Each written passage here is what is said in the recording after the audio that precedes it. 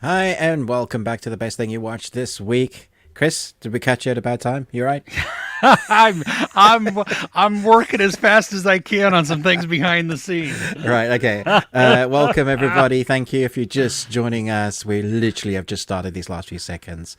It's so good to be back here with you, Chris. We have a very interesting week to talk about of things that have been really eclectic. We're going to talk about entertainment news. New trailers have dropped for interesting things. I'm excited to talk about some of those, the entertainment news of the world. We're going to be talking about what we're looking forward to coming. Next week is another big week as we start heading towards the summer releases. You know, we're now February, March, April. Yeah, you know, April's a big month. March is just ending, and then from then on, we're into those big months of movies, which I'm excited to finally get to. We're going to talk about a few big titles. I think Chris and I are probably both going to talk about Ghostbusters this week, or not. Maybe in the worst thing we watched. I've definitely got a few in that. And I'm excited to talk about Three Body Problem. That is definitely on my list to talk about this week. Yes, most definitely. How are you, Chris? I'm doing good. What time is it there in the US? It's 9 a.m. where I am on the West Coast. That's not too bad. No, and just the reason I keep looking off is because we're trying something new. We're I'm gonna try and showcase some images while we talk about the content that we talk about, so that it gives just a little bit more visual interest. Okay. Maybe we'll see how that works. Images related to the film, or like porn? Dealer's choice.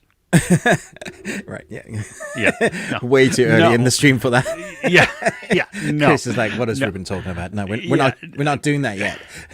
No, we're not doing that. No. That comes later, once we've established that we have a we've gone far enough in the stream to not become demonetized. Would you ever do a really interesting niche in OnlyFans, Chris? I have thought about selling feet pics. I have heard that is like ridiculously profitable. I don't know how I actually feel about that. I think it's probably pretty crazy and weird and creepy, but hey, you know what? If you're into that, that's okay. I mean, people sell their farts, and put it in a plastic bag. Yeah. And then no. Then you get like a whiff. That's their fetish. Seriously? I mean, if that's the case, I have so much gas to give. Dude, I don't even know what to do with that. That is okay. All right. Before we jump in, should we say hello to everybody in the comments? Yes, let's do that. Hey, Let me scroll all up to the top here.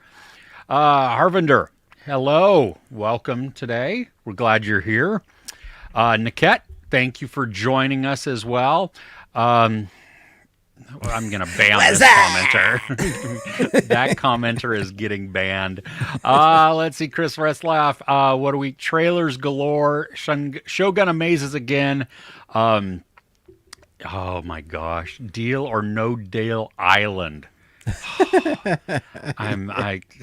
I just can't. I'm glad you're enjoying that, but I can't do it. I know. He cracks me up. Mr. Flickster, good morning. Hello. Welcome. LJ, happy weekend. Yes. Yes, it is. It is a happy weekend. Yes, I'm glad it's the weekend also. David, hello from the UK. You say David in Afrikaans, David. David. Well, David. He's really from Ireland, if I'm correct. Yeah. Well, how do you say an Irish David? David? Dawid? David. I don't know, David. I don't know. Anyway, No. Wait a minute. In Dairy Girls, the guy that that Aaron likes is David. Yeah.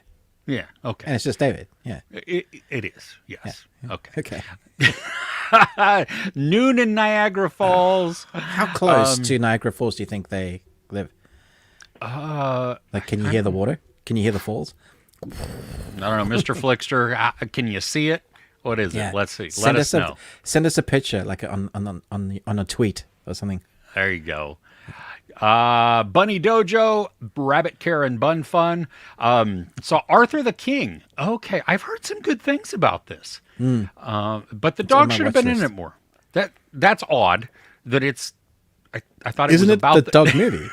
That's what I thought. That's odd. Okay. Yeah, okay. But, they put the real life stuff in the credits. I love it when they do that. Yeah, that's really cool. Yeah. Okay. Oh, but the original video it was based on was even better. So we watch should the original just watch the original. Awesome. Sharam, thank you for joining us. Thanks for the super chat as well. Good evening from India. Awesome. Any recommendations? Well, hey, you've come to the right spot. We're going to be talking about a bunch of them. And Ruben gave me his list beforehand. Holy jeez. It's going to be the Ruben show, and Chris is just going to kind of be here. You know?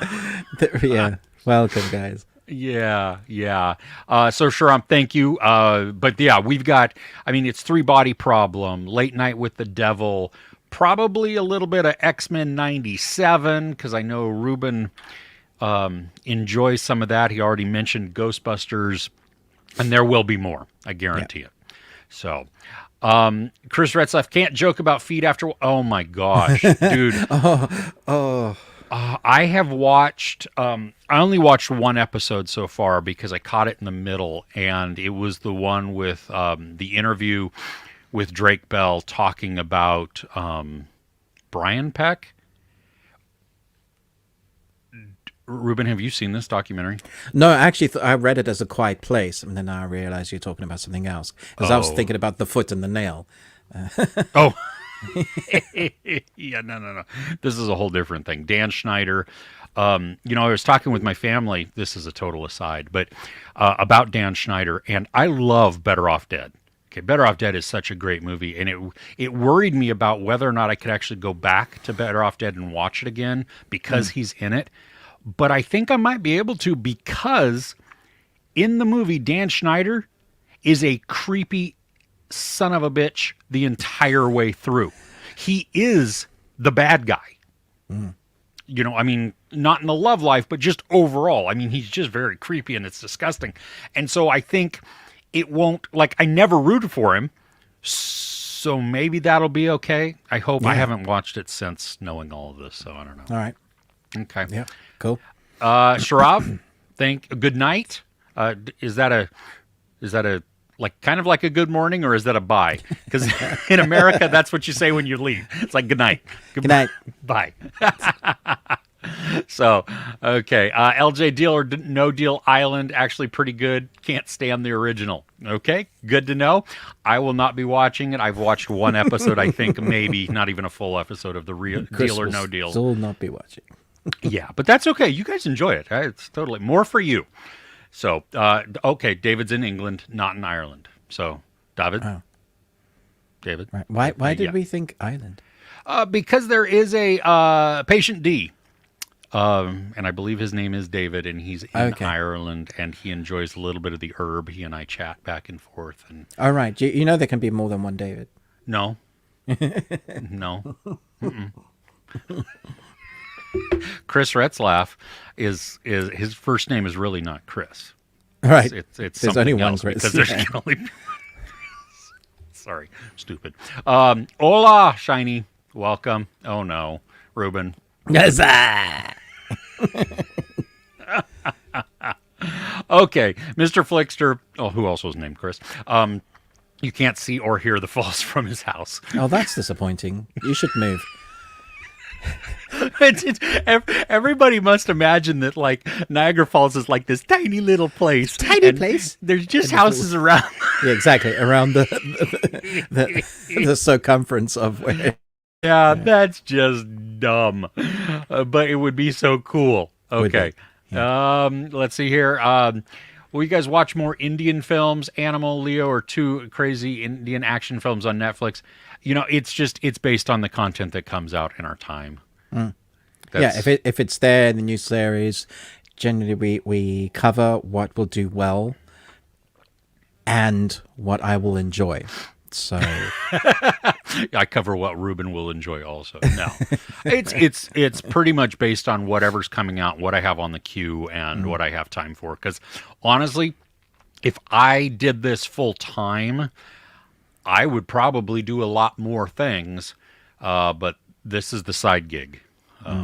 You know, work is work. So, okay. Bunny Dojo, Arthur King. Okay, good to know. I am still here.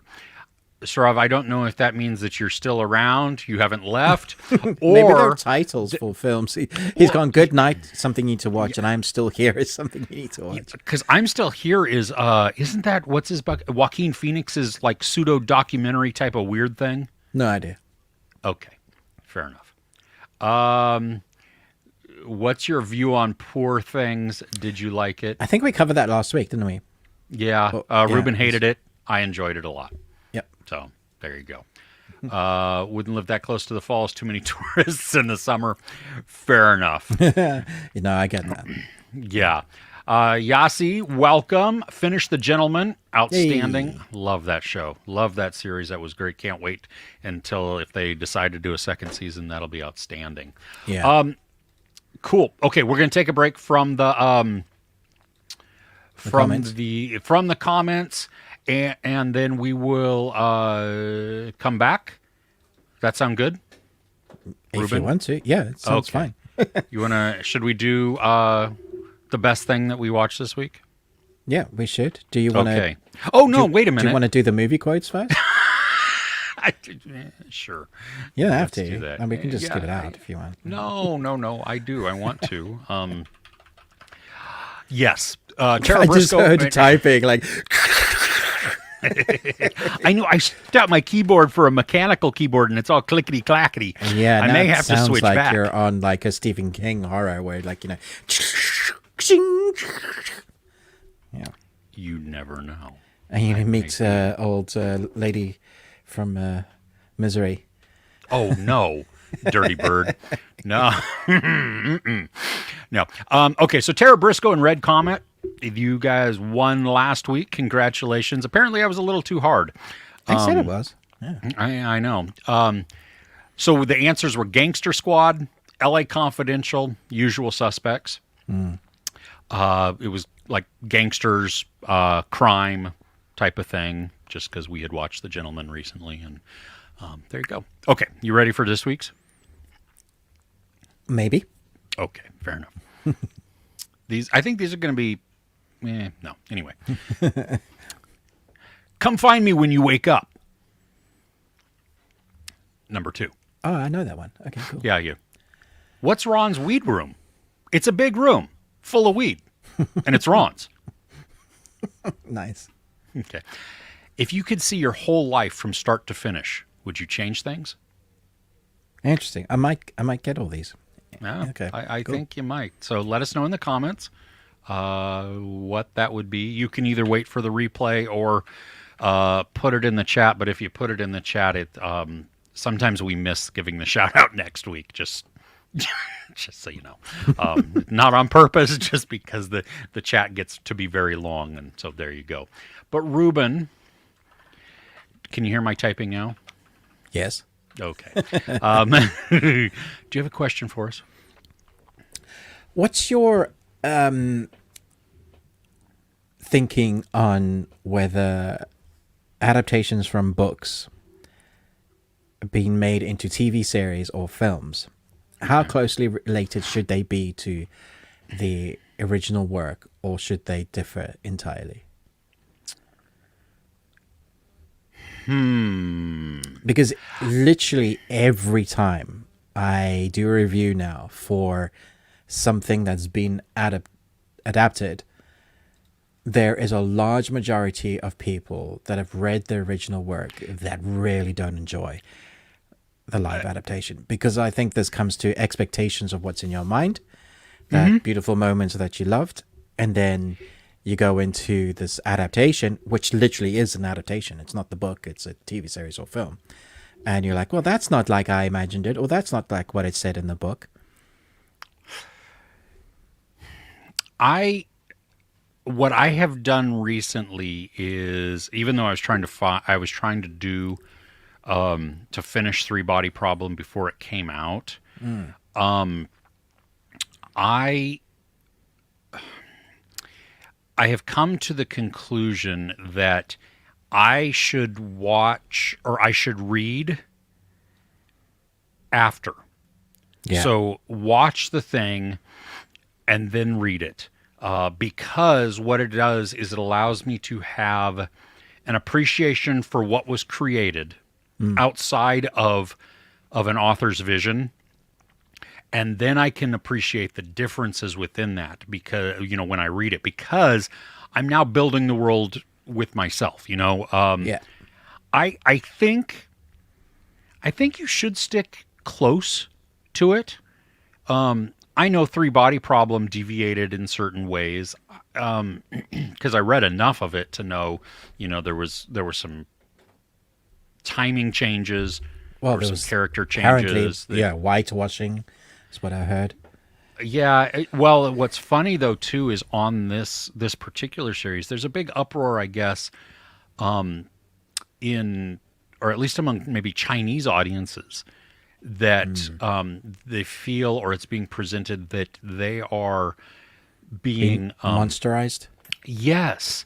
And I don't know if that's because they haven't been, have they read the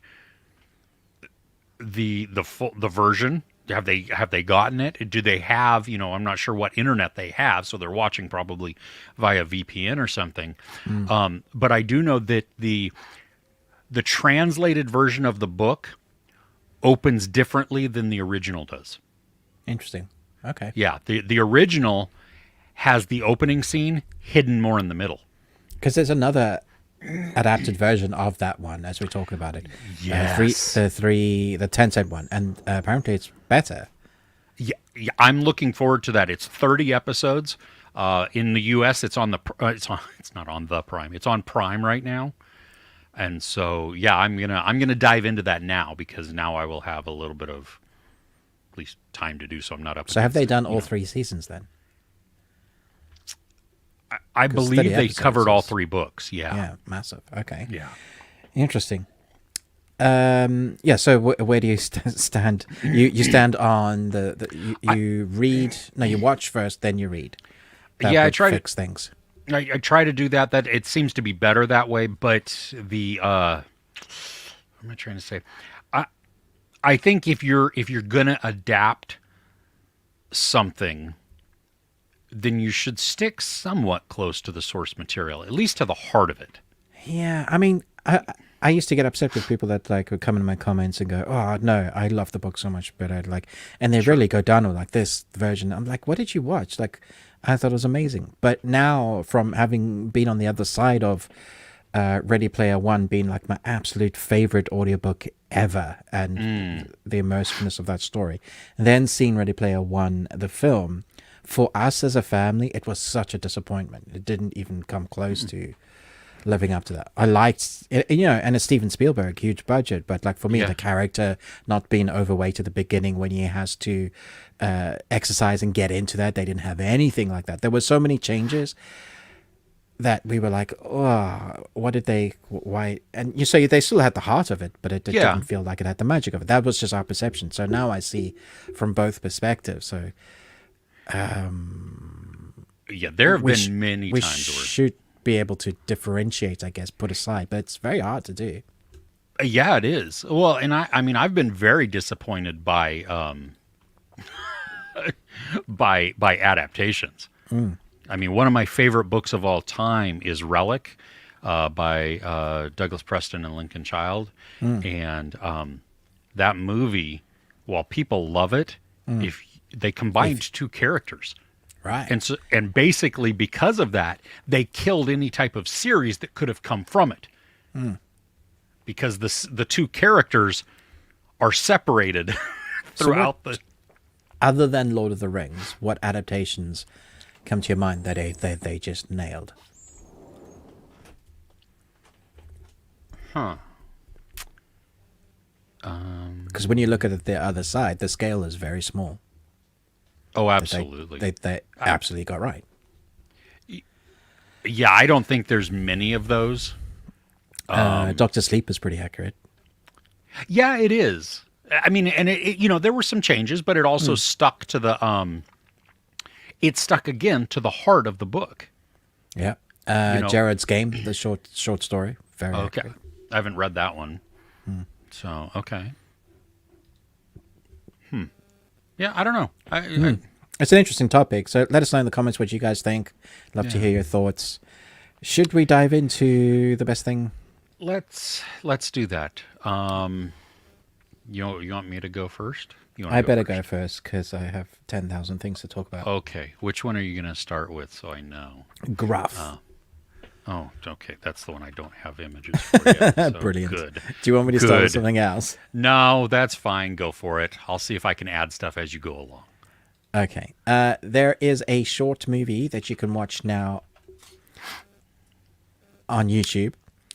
It has about 4 million views. It's called Gruff. It is a live action animation. So what I mean by that is that it isn't animated at all. It's moved like stop motion with paper. That is crazy. Yeah. And it's done by pretty much one guy doing all the animation, all the editing. The only thing he's like edited out really is the strings of the puppets that he's created with the cardboard and movement. It's like one of the first of its kind, but we've had like games that are similar, but games use that like they generate it, they have a base. So it's very interesting, but the story, like apart from the incredible animation, the story is so heartfelt that most of the comments that people are like, this had me in tears. It's basically a true life story, a man's experience with a broken relationship with his father that he puts into this director and creator puts into this short story. So it's a story about a spy that just wants to prove herself to her father, but her father never says the words that she wants to hear. Rather, he's always just putting his hand on top of hers. Like, that's the way, like, he says thanks. And it's all about what is your love language? What does love mean? What does it look like? It reminds me a lot of the Lifespan, that intro to Up. You know, that they're always going to that dream. It has that emotional weight and depth to it. It's really short, but it's one of the most interesting and clever short animations I've ever seen. Just because of the new craft it does, the animation style, the beautiful story. This was a real privilege, and I urge everybody to share it. Go and like it, go and watch it, tell your friends and family about it. You will not be sorry. It's really short, but it's so beautifully done. And you said it was on YouTube? Yeah, it's on YouTube. Yeah, just type Gruff and you'll find it.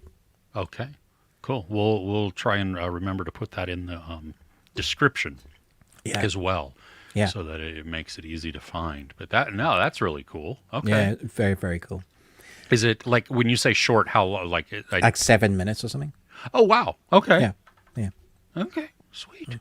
That's I can do that. You can do that. Yeah. Everybody can do that. Definitely. All right. Sweet. Okay. The one I want to talk about is one that you actually talked about last week. Awesome. Yeah, I was looking forward to hearing your thoughts on this. Oh my gosh. Okay, so Late Night with the Devil. Let's address the controversy right now. Okay. Okay, have What's you heard the controversy? No. You know the title cards that were in between, like the segments, like they would be going to a break or coming back from a break in the broadcast. Yeah. Those were created by AI. Oh, okay. Okay. The movie was made, shot, filmed like over 2 years ago. Right. So before everybody was up in the hoo-ha about AI. Exactly. Should they have used it? No. But again, this is an indie film, and really for what's on there, for how long they're on there. I don't see an issue with this at all, actually, to be honest. Someone's taken the time. They probably still got paid to create the title cards using AI, and they saved the budget so where they can use it in other places in the film. Because when it comes to indie projects, you got to scrape every penny. You got to make it stretch. I think the issue is that the person who used AI got paid, but the content that the AI grabbed, that person did not get paid. Oh, that's interesting. Yeah, because we definitely need to come to terms with what is licensed on AI. Yeah, because some AI programs will utilize, like you pay through stock photos or something like that. Yeah. Other ones are choosing images just somewhere out in the internet, and then they're augmenting them. Yeah, but then it's something new, and that's definitely fair use. Yeah, it's interesting. It's a touchy thing, but I like you saw a lot of people just like being like extremely disappointed and almost calling for like a boycott of the film or something like that. Oh, shut up! The film itself is amazing. Like, coming back from a church background, my dad used to say this: "Don't throw the baby out with the bathwater," which is basically saying there might be a slight issue, like maybe 10 seconds in a runtime of 2 hours. And you want to throw the whole thing out because of that, when everything else is magnificent? That's just stupid. Exactly. Desmalchian was phenomenal. He was so good in this. I mean, the naturalness at which he presented himself. Like I had said this in my review, that I legitimately forgot at times that I was watching a movie. Yeah.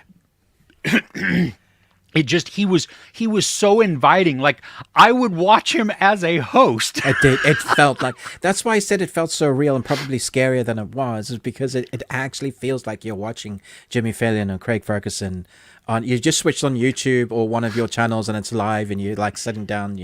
You're waiting for the guests to arrive. Here in the UK we have one of your favorites, Chris. Graham Norton. Yeah, Graham Norton. I love watching that show. It's so great. And that's exactly what this felt. Only that it was set in 1978. So, that's why I knew. Like, my mind could go, yeah, but this is old times. I'm like, yeah, okay, fine. Yeah, well, and the fact that I loved the production value that they used in the effects on the broadcast part. Because you had talked about last week how, it's a 4x3, so it resembles what we got in, up until, good grief, I don't know, up until the early mid-2000s. Yeah, that's crazy to think about. Yeah. But then I love how the focus is just a little soft, and that the colors are shifted just ever so slightly. So it gives it that because over that's the air. All the TVs, the bulbs, and the TVs could saturate. That's as far as they could go. Yeah. Yeah. Remember when there were settings that you had to use that had Did you to have comply. the push button TV? Oh yeah. Oh yeah. And I had the yeah, exactly. Did you have test patterns for like when TV would end?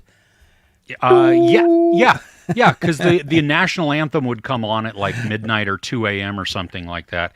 And that was after, though, it's 10 p.m. Do you know where your children are? Because those of us in Gen X, we were they could feral. be using drugs in the park with their friends.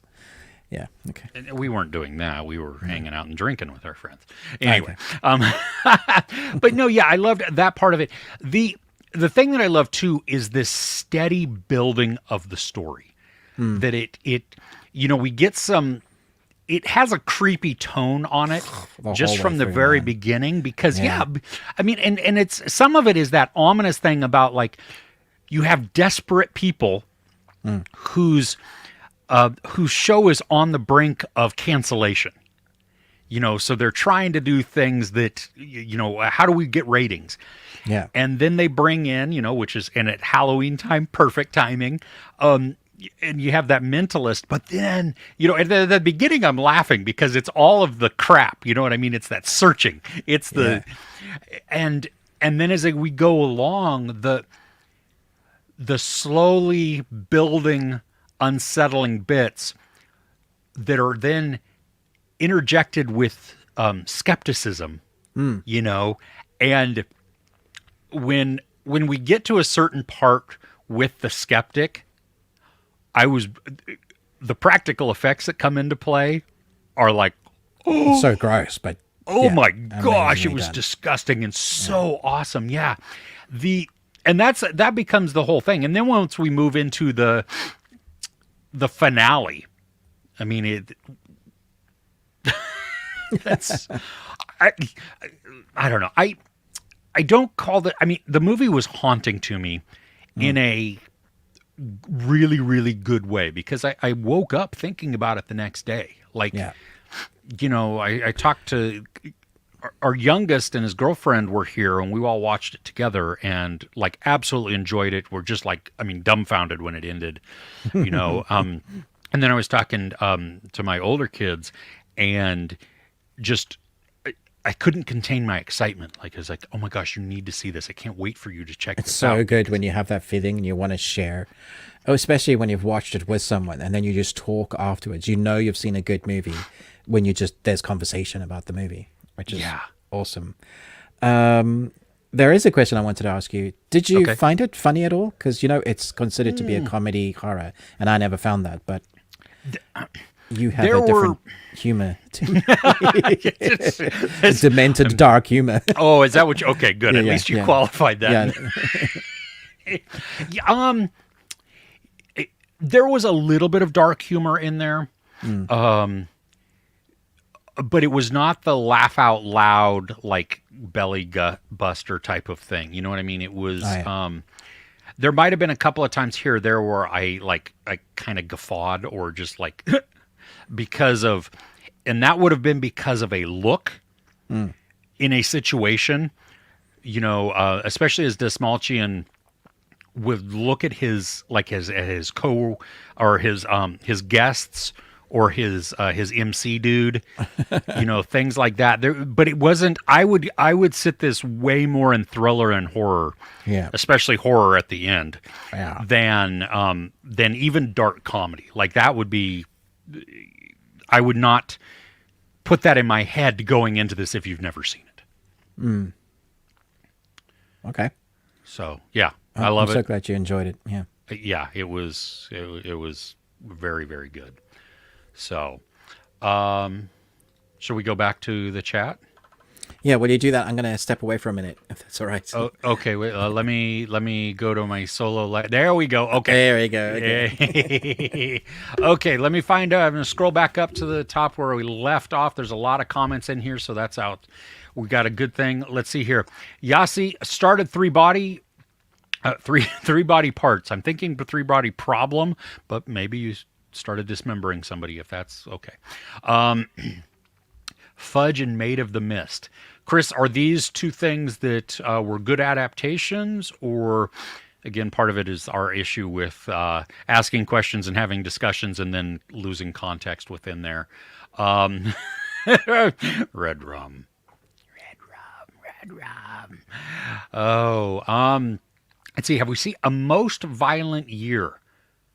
Is that the one with what's his name? Viggo? If that's not the one... Oh, Oscar Isaac and Jessica. I have not seen this one. Is it good, Niket? Has anybody else seen it? Most Violent Year. It's from 2014. Yeah, I've not seen it, but it has been one of those that's on the list to watch. In the U.S., it looks like it's on Max, maybe. So, Bunny Dojo, depends on how good of the adaptation it is. I love Stephen King book for The Shining, the Kubrick movie, which was very different, and then Steven Weber series, not as good, even though it was closer. Yeah, and that's the one that Stephen King really likes. I mean, he appreciates the Steven Weber version way more. He hated the Kubrick one because of how it deviates. And I thought Flanagan, when he adapted Doctor Sleep, he had, first off, a really tough job because he needed to take the iconic Kubrick movie that King did not did not like and meld it with the new story.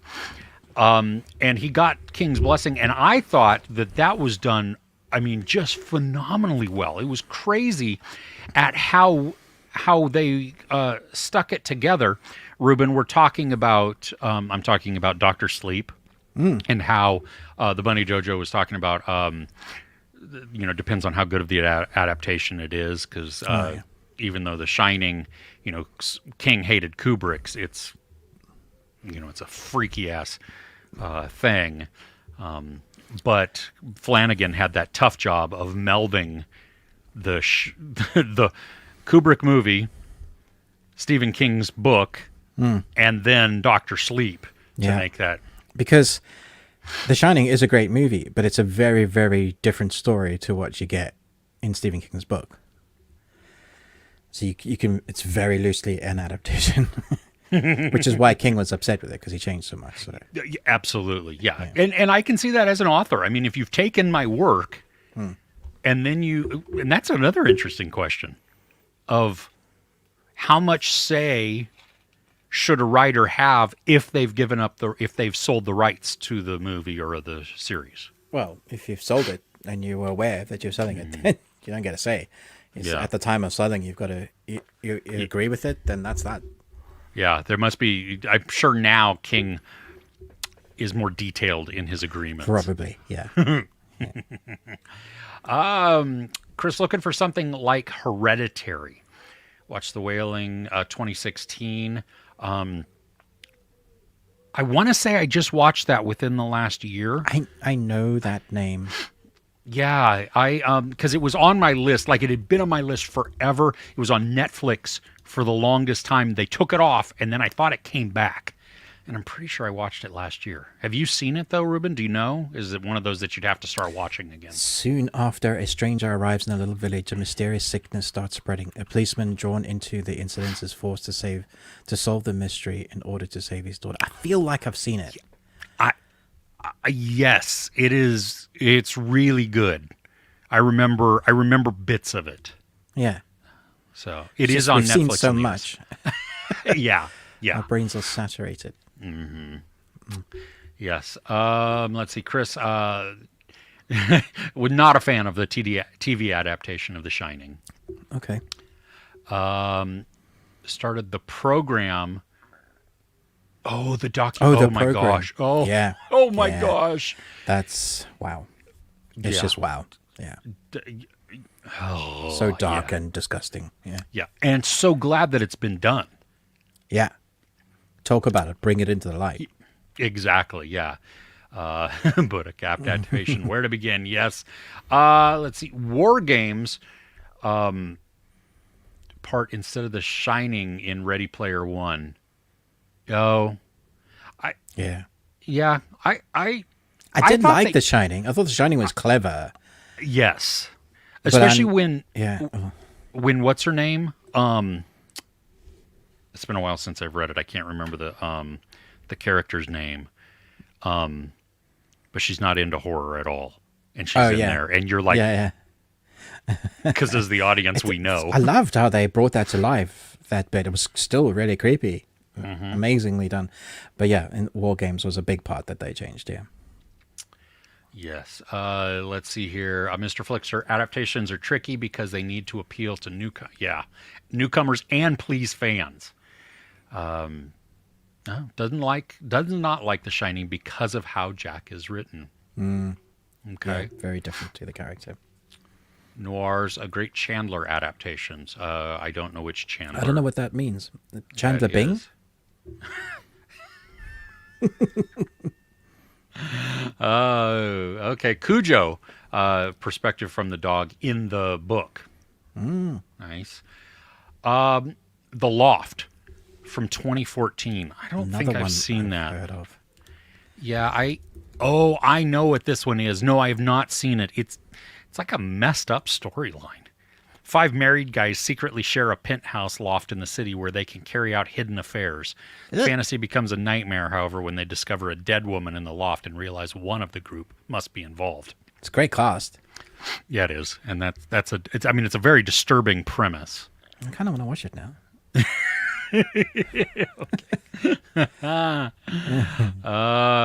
It could have been split up into 3 shorter, more entertaining films. I think it could have been a great TV series, actually. You don't have to do the book, but... What were you saying? You don't have to do the book. You don't have to do the book, just do something in that world. It's crying out for that sort of storyline. Yeah. What else did it get up to when not dealing with those kids from Jury? Stephen King has connected his worlds, even in the Gunslinger. So it'd be great to see what else they could do with it. Well, and it'll be curious to see what happens with Derry. Yeah, the new series that's coming out. Yeah, I'm not sure. I mean, there's a prime example. The Gunslinger. I really enjoyed the movie, but I knew the adaptation would be crazy compared to the book. Like, how on earth that particularly that first book, like, is if you don't manage to get past the first book, I don't blame you. It's all the rest of the books that are like great. That first Gunslinger book is wordy as hell and all over the place, and you're like, what? Who wrote this? He's high. So many people hate that movie. Yeah, and I loved it. My son and I, we really enjoyed it. I love it also. And not just because it has my man in Idris. Idris, yeah. Yeah, I thought it was entertaining. I thought it was great, and I loved all the little visual Easter eggs that they pull in from that appear in the novels. So... Yeah. Yeah. Oh, that's where you see. It's the Jerry. Yeah. Yeah. The Blade. Yeah. Yep. Let's see. Saw Imaginary. Liked it. Okay. Cool. I have not seen it. I probably won't until maybe it comes on streaming. Yeah, I heard it wasn't good, but it's great that you liked it. Yeah, I'm glad that you liked it. Flower Moon, Oppenheimer, great adaptations, or good adaptations. Sorry. Well, I haven't read either of those. I can't. No, my wife read Flower Moon and was telling me about it, and the disappointing thing between the book and the movie was that in the book there is a mystery hidden around one of the characters' motivations and behaviors and thoughts. Yeah. In the movie, there's no mystery at all.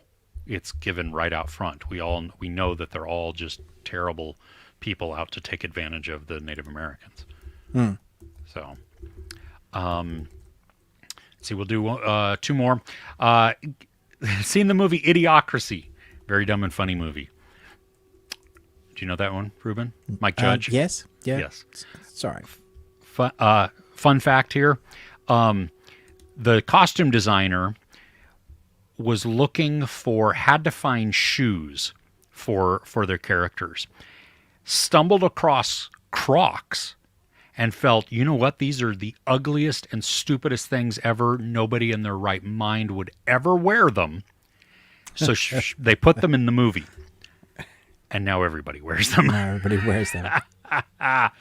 Yes. Late Night with the Devil looked more like one of the most crazy episodes of Black Mirror, part of VHS anthology movie. I could see how it could fit into that, but it's way better than like, I mean, and I like the VHS movies. But the segments, this is so much better. It's more captivating. It is better. Yeah, by far. Yeah. We'll do one more and then we'll head back into the show. Okay. Going to see Immaculate with Sydney Sweeney in it.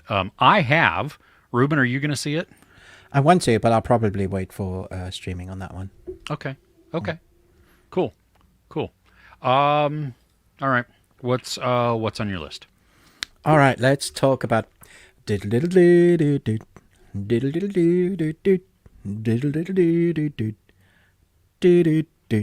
waiting for the comments. I want to see if anybody knows. I'll be very disappointed if nobody knows this.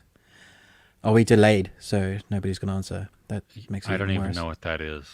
Did you don't know what that is? No. It makes me sad in my soul that you don't know what that is. That hurts me like deep. Yes! X-Men, thank you, Whoopi Killer. Redemption. Okay. Okay. So, okay, X-Men 97. Yes, Shiny got it as well. Woo! Chris. Oh, Deal. you guys are my favorite people right now. Mr. Flickster. Yes! Oh, you're killing me here. Okay, so the original X-Men animated series is one of the most beloved animated stories when it comes to the X-Men. Forget the films. This is where you get some of the most iconic storylines. And when I heard they were bringing back the story, just setting it in 97 with the same characters, the same sort of design, I was really worried because I was like, Disney's past, let's just say, words and burping and all the things. Wow. As of late, Disney, for me, has not been knocking it out of the park. There's been one or two that have been good, but mostly it's just been average. Not poo, just average. And for me, that sits up there at top tier. I'm talking Darkwing Duck, Gummy Bears, X-Men. Wow. Yeah. Whoa, wait a minute here. Okay. Yeah. That good. I don't know if I can. I don't know. Well, you've not seen it, so you don't No, get to. I haven't seen it. No, you're right. But they dropped the first two episodes, and I have to say, I was amazed. They got the tone, the humor, the dialogue, the banter between Scott and Wolverine, which is Cyclops and Wolverine. Like, they still have this frenemy hate-love thing because of Jean Grey, which is married to Scott. She's now pregnant. She's going to have a baby. Charles Xavier's been killed. And so they're all... Scott is leading the X-Men. They all are kind of reeling from the aftermath. And my battery pack has died. So oh no, that's still that you get of me. That's great. Oh, wait a minute here. Let me see if I can present. I'm gonna at least put in a Can you do X-Men? One thing. Yeah, I'm trying to here. Come on, yeah, Chris. What's taking you so long? I know, right? Whatever. I'm sorry. Hey. Yay! Okay, I'm going go. to change the battery, and you talk about X-Men now that you know nothing about. So there's this dude who has adamantium in his skin, no, in his bones, as bones, and I'm pissing everybody in the comments off. He doesn't die. He's an experiment, and he's named after a honey badger, and so then he's incredibly strong. What and nonsense have you been talking about? I'm talking about the honey badger. With adamantium in his Cool in his bones. Yes, that shouldn't piss anybody off, right? No. The intro theme they've managed to actually keep and then slightly reinvigorate, I guess, and I think it keeps to the heart of it. And the animation style looks like it was still back in the 90s, which is amazing. I think they've done such a fantastic job. I'm amazed at the split. I mean, maybe I'm not amazed. Once again, you have fans that are like, yeah, this is amazing, it's back. And the other people, what have you done to my animation series? And I'm like, just like, guys, can you not, like, it's okay to love a thing. Like, it's okay when there's new stuff to like the new stuff. You know, the old stuff is, you are allowed to like new things. You don't have to just like that original Star Wars. And then the new stuff comes along and you go, yeah, shit. I was like, no, people can do different things. And here I felt like it's fantastic. So, I like some of the live action X-Men, but mostly the X-Men comics and this animation series because it was so real. Like, this was quintessential kids growing up sort of thing. You know, this is what our generation will talk about, the animation. Do you remember when For all of those that are in comments that have seen the X-Men animation, let me know which is your favorite like kind of storyline that they had in there. There was a 4-part Phoenix movie. It's basically a movie because they had the 4-part storyline, which is so much better than the Phoenix live action movie that they did. Not that that's hard, but yeah. I so happy. It's great. I was trying to add more pictures, but it's not But reading. you failed. More. Okay. Miserably. Yes. Well, thanks for getting the one. Yes. Okay. One's better than none, Chris. Sure. Okay. I think what we're going to talk about, we'll talk about it together, but I'm going to do right now. Sorry.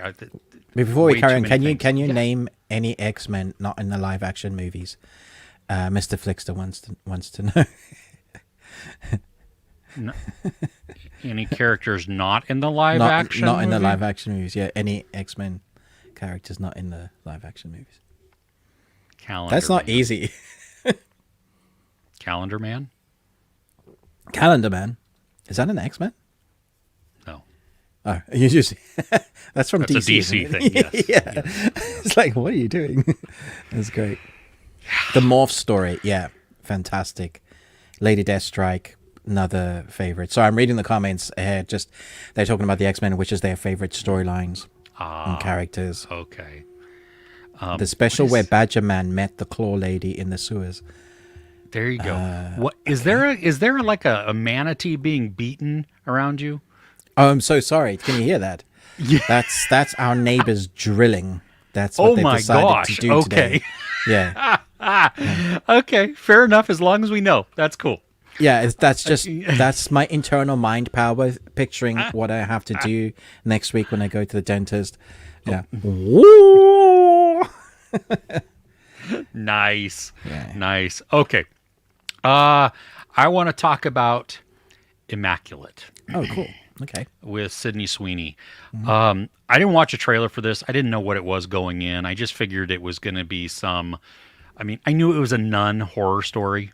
You know what I mean? The aesthetics of this, it's really like a late 70s Giallo movie. So you have like those long zooms. Jello movie? Giallo? What's that? Bloody?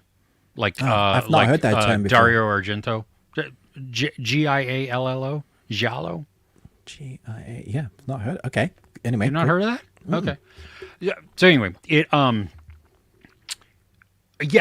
like that. It's because it starts out. I think the progression is mostly predictable. Some of the things are thin, like some of the character development, some of the story elements are a little thin. But what this does is sets up atmosphere very well. You have like a lot of silence and then like creaking floorboards or squeaking doors as somebody tries to do something quiet. You have some really good camera movements that just are unsettling. Like there's this, like the picture that's being shown, Sydney Sweeney's in confession, and it switches back and forth between looking at her and looking at the priest. And this is in the trailer, but the priest then starts like getting farther away. And you're like, what? And it's really slow at first. So you're like, is he moving? Is that? Oh no, he is getting darker. Okay, he's recessing into the darkness. So there's things like that. There's there are jump scares. A couple of them I was expecting, and they still got me because they happened in different ways. So as cheap as jump scares can be, they were effective. Okay. This goes off the rails as we get towards the end. Look at that image. Jeez. Yeah, so much, and there's some of it where it's just like, ugh, oh my gosh. But I gotta say that once we get to this halfway point, things just become unhinged. In a good way? For me, yes. I was very impressed with what we are shown. It becomes very, very bloody, very violent. Claustrophobic, like tense because of a chase sequence, and just like all of the religious imagery that's shown helps to add to this. And then you will have nuns singing religious songs. Yes, they are. That's one of them. And so, with the sound of music and stuff like that. Yeah. No. But there's even one like that's Ave Maria, and it just like it's a beautiful tune, and the whole setting is just like, well, this is uncomfortable now, But something's wrong right off the bat. Even from the very beginning, we're shown something that informs well, I mean, that us nun of is smoking, so she's going to hell. Yeah. Yeah, well, the priest in this smokes all the time, like the father, like or the bishop or whatever he is. So, or the rook or the knight. It's very weird. I don't understand all of I'm not in the Catholic religion, was not raised in it, so I don't know all of the traditions and everything. But how movies utilize, yes. It lends itself to some gothic type of horrors and everything like that. And so this works really well. It sets up just an unsettling tone throughout. The ending, though, is a single take. Oh. And it's messed up. Happy ending?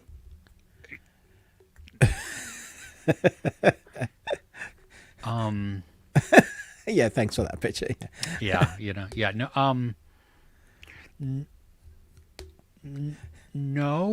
No. The whole movie's not happy. None of the movie is happy. It didn't look happy, to be honest. Yeah. Done really well, though. I mean, but here's the thing. If you don't like those types of films, if you don't appreciate or even gravitate towards like the late 70s, early 80s types of just Italian horror, don't watch this. This is going to be slow and boring and stupid for you. You're just going to be like, okay, I see all this coming and everything else.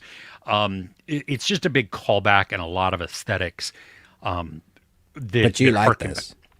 I did really much, yeah. And I think this is well told in comparison to a lot of the 70s giallo movies. Right. Those tend to be, some of them are really, really good, and then a lot of them are just weird and slow and stupid. So it's, yeah. So there you go. Yeah. I kind of want to see it. Sounds good. I hope you do see it because it's a lot of fun. It's gross. It is brutal. And I think the end, if nothing else, will leave you with your jaw a little bit open. Okay. So, Chris. Yes. Why do I have the bars on the side of my screen and you don't? Like it's your my camera. Screen, my camera. I'm looking at it, the visor, and it's full. Yours. Even when we would record on other programs, or if you look back at some of your videos that you do reviews on, you have the black bars. It's the way that that your camera translates. I don't like it. I need a new camera. Okay. Okay. Sure. Right, let's do a GoFundMe for Ruben's new camera. Wow. Okay. Okay. I guess we're doing that. Going back to the comments, Bunny Dojo, Pet Cemetery, scariest book I've ever read. Yeah, I didn't think the movies were that bad. I mean, there's one in the remake, which I didn't like the remake really, but when Gage cuts the dude's Achilles, that just yeah, I didn't even bother with the remake because I quite like the original and the book. So Raymond Chandler, that's who the Chandler was. Oh, Not Raymond Bing. Chandler. He did The Big Sleep. Yeah, of course. Okay. Great director. Maud, welcome. There you go. Chris, why did I shave my head? For charity. St. Baldrick's. It's a child cancer research fundraiser. So this is my 6th year doing it. And so I shaved it, and luckily my hair grows back quickly. But your better answer would have been for giggles. Just because. Just for shit and giggles. Yeah, there have been times where I was cutting my hair and made a mistake and then had to cut it a lot shorter than I intended. Yeah, to cover up. Oops. Yeah, yeah, exactly. Well, and I tell you what, every time the barbers that do this for the charity, they start right in the middle. Because there's no going back there. You can't go back. Oh, wait. Can we just do one side? Yeah. No. Right down the center. And what she did is do the top of it. So I had sides that were hairy and nothing on the top. And I looked like just a ridiculously old man. Older than I already look. So, yeah. Bowl cut. Yes. More films on Native Americans, so rich in history. The one that I always go back to, which was haunting the first time I saw it, and then it is like one of the best thrillers, Wind River. Jeremy Renner. Oh, that's so good. We watched that recently again. Yeah. Did you really? Yeah, we did, yeah. It holds up. It's so good. It's so tense. The building to that end sequence is phenomenal. Oh, yeah. Elizabeth Olsen? Mm-hmm. Yeah. Yep. Just so good. Yeah. Let's see, teaser trailer this week. Alien Romulus. Beetlejuice. Yes. Penguin series. Yes. I saw all 3 of those. Did you? Oh, Yeah. I only watched Romulus one. Okay. I am excited for it. I'm down for all 3 of them, actually, to be honest. Penguin looks far better than I was expecting. Literally cannot see the actor. He is. The makeup is so good. Like, cannot see him. Is it still Colin Farrell? Yeah, it's still Colin. Yeah. Oh my gosh. Okay. And the production value looks incredible. Like, I was like, oh wow. I wasn't really sold on because it's Warner Brothers and I don't know what the heck they're doing with anything. Sure. But this looks good. And Beetlejuice, we get to see a little bit of our favorite character, and he hasn't lost the touch. Let me just say that. Yeah, that's good. Well, and Keaton is just on fire. Yeah, he is. Yeah. So, yeah. Okay. Let's see here. 90s Spider-Man cartoon, also iconic. Metal Claw Man. Yes, that's who I was talking about, the honey badger. Let's see here. Grumpy Clawman. Grumpy Clawman, yeah. That's actually me. There's a picture of me someplace. I'll have to find it at some point where my hair had grown out, and my oldest kid had some throwing knives, and I shaved. Like I trimmed here, and so I had that. I put my hair up in the points. I grabbed an old cigar, and then I put the things in there. I'm like, nice. It worked really well. Don't call me Bub. Hey, Bub. Hey, Bub. Harvender have the Batman animated TV series. Looking to buy the older X-Men and Spider-Man show, but it's not cheap. Yeah, the Batman. They're really expensive. But yeah, the Spider-Man and the older X-Men, very expensive. But Batman is currently on Netflix, I think, on the UK at least. So that's good. Okay. Yeah. You just don't get stuff like that. It's the best version of the Cape Crusader detective style. Okay. It won like loads of awards. Did it really? Wow. Well, and that's the one that had Kevin. Conroy. Kevin Conroy. Yeah. So the late great. The late, yes. See, Adventures with Superman. My Adventures with Superman. Yeah, that's the new one, I think. The animation style is cool. Yeah. Sauron and the Savage Land story. I don't know what that is. I think that's a storyline in X-Men, but I can't remember which. Oh, really? There's a Sauron character? That seems... Probably. Okay, fair enough.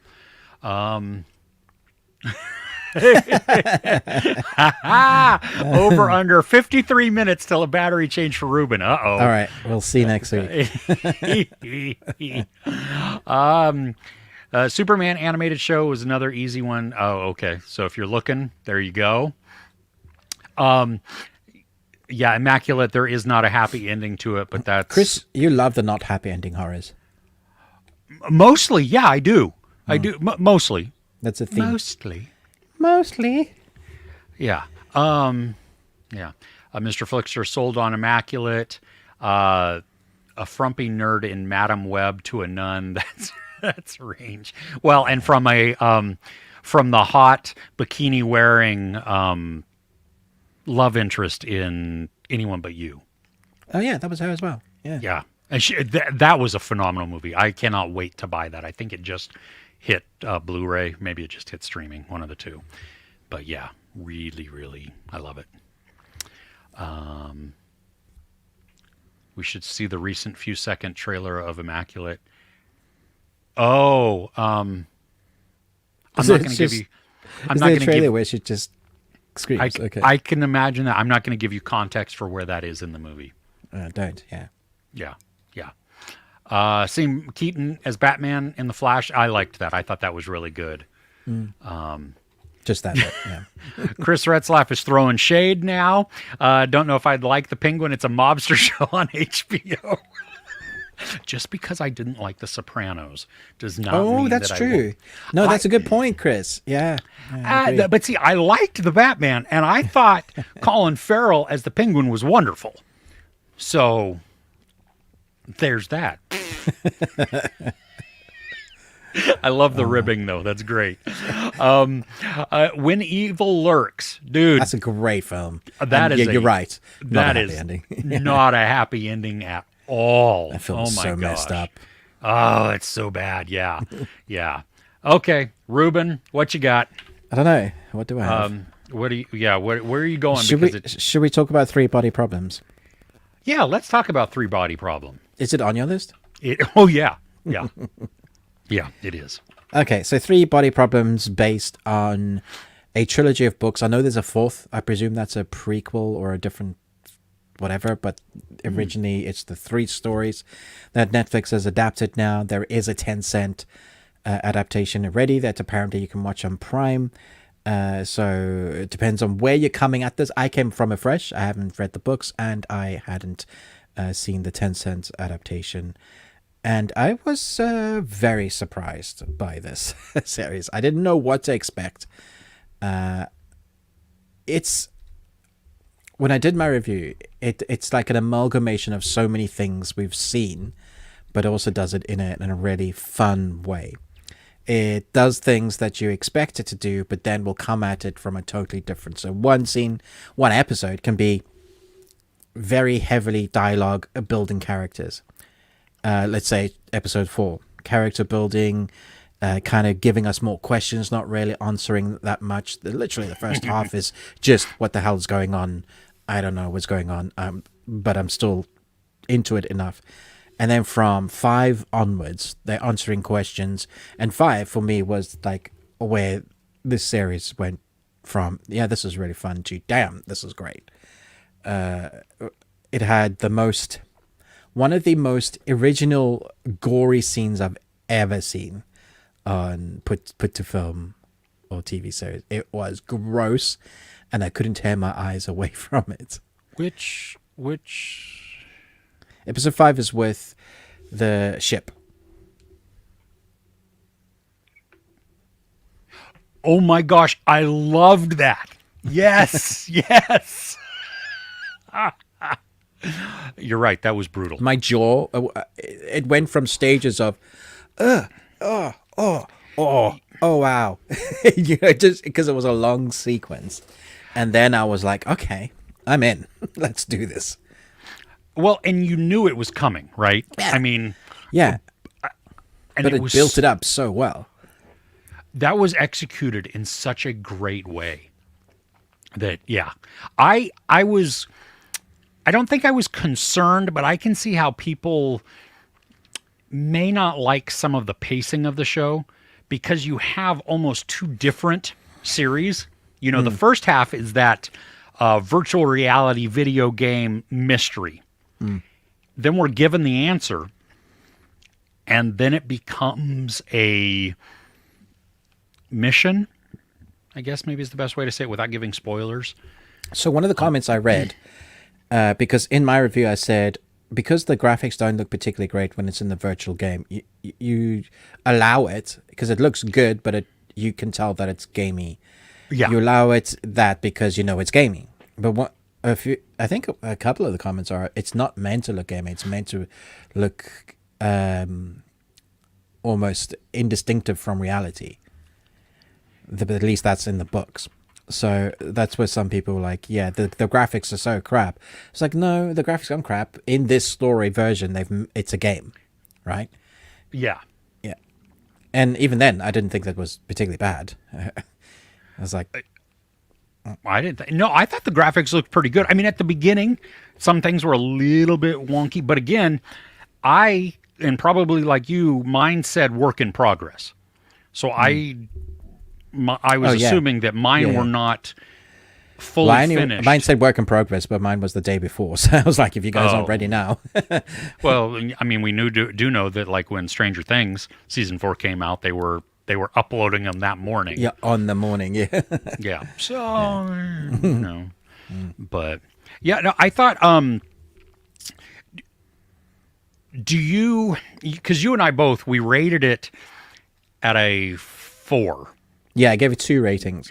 I gave it 4 if it was cancelled, and I gave it a 4.75 if it was not. And I think that's a bit unfair to it, but I also think it's fair to the audience. Because we are now living in a world where we expect things to be cancelled. It no longer will it get cancelled. It's like, I expect this to get cancelled. Yeah, and that's a hard thing to go into this series with, especially knowing that they aren't done with it. You know, or even if it gets picked up 3-4 years time to watch the next season. That would be very, very disappointing. Yeah. I mean, you think though that like Game of Thrones, they mostly didn't. Yeah, and until they had to stop and make it longer. Yeah, they mostly got it right. Yeah. Well, and they had them every year. Yeah, is that correct? Yeah, it was about every issue. So yeah, there's. I don't know. I thought it was wonderful. Like we'd said, the book. I mean, it's different than the book, obviously. They've changed characters as well. Yeah, I liked the characters though. I mean, I did. I thought the one that we follow from the very beginning, who is the catalyst for everything we watch. Yes, Wenji. Yeah, she's phenomenal.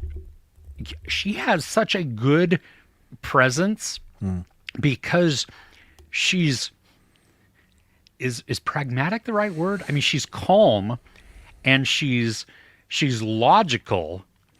I don't know. I would say she's hardened because of her upbringing and what she's experienced. She's become an extremely hard woman.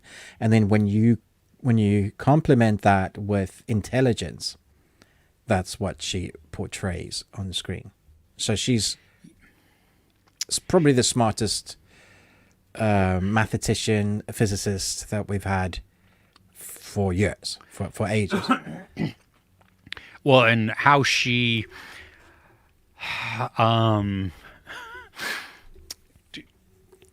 her answer to something at the beginning, which I thought at that point, that is like, that exactly illustrates how hardened she has become because of her life and because of her circumstances.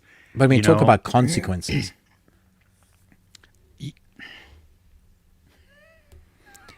I loved some of the mystery. I wish they could have kept some of it going. The numbers, I thought worked really well. I think they ended it too early for me.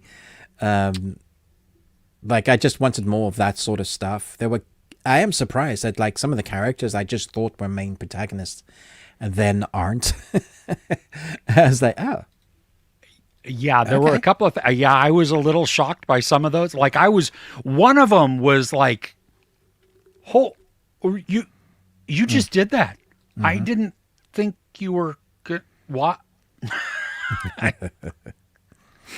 So yeah, I don't know. I had fun with it. Nice. That was really good. Like you, I hope it does not I hope we get more. Yeah. Yeah, I hope it's not canceled. Oh, but also episode 5 was something really special. So, Dude, yeah, I am so glad they did that because that was it was brutal. And yeah. Okay. nice. I don't have any more. So what do you have else? All right, so I've got. Let me check. I've got mediocre things to talk about now. Okay. They're not terrible. They're not the worst things, but they're mediocre. So, should we talk about Ghostbusters Afterlife? No, Ghostbusters. See, I can't even remember the name. Ghostbusters Empire, Frozen Empire. Frozen Yeah. Empire. Yeah. Yeah. You went and watched this, right? I did. I went to a screening of Nice. it. Okay.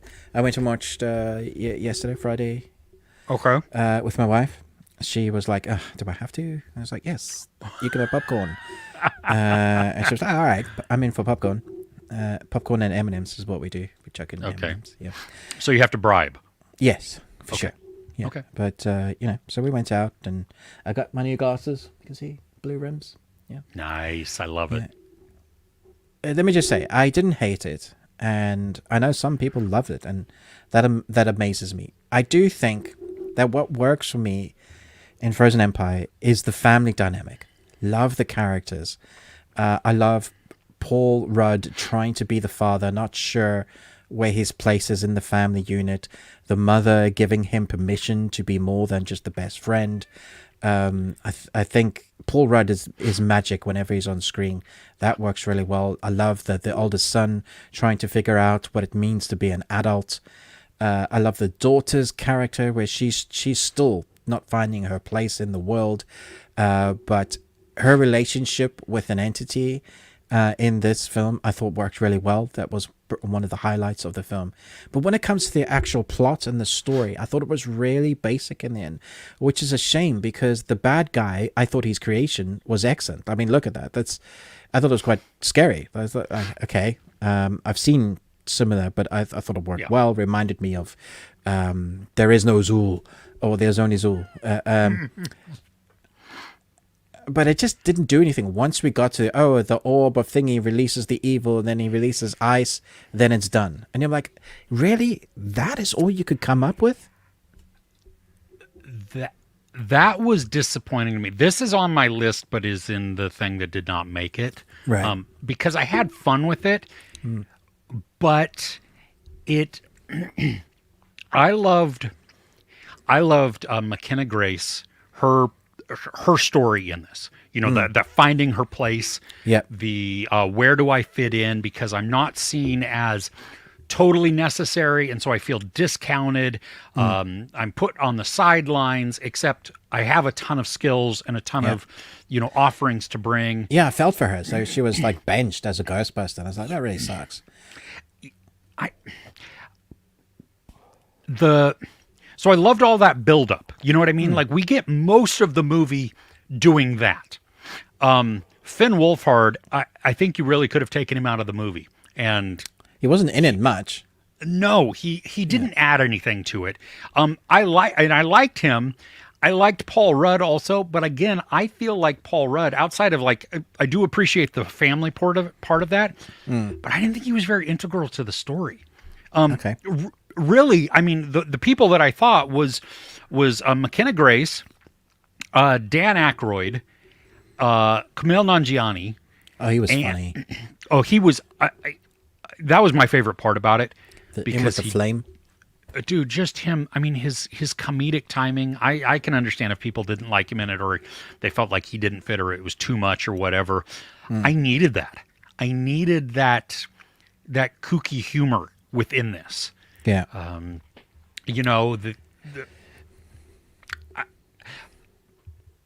The ending, the climax, is way too rushed.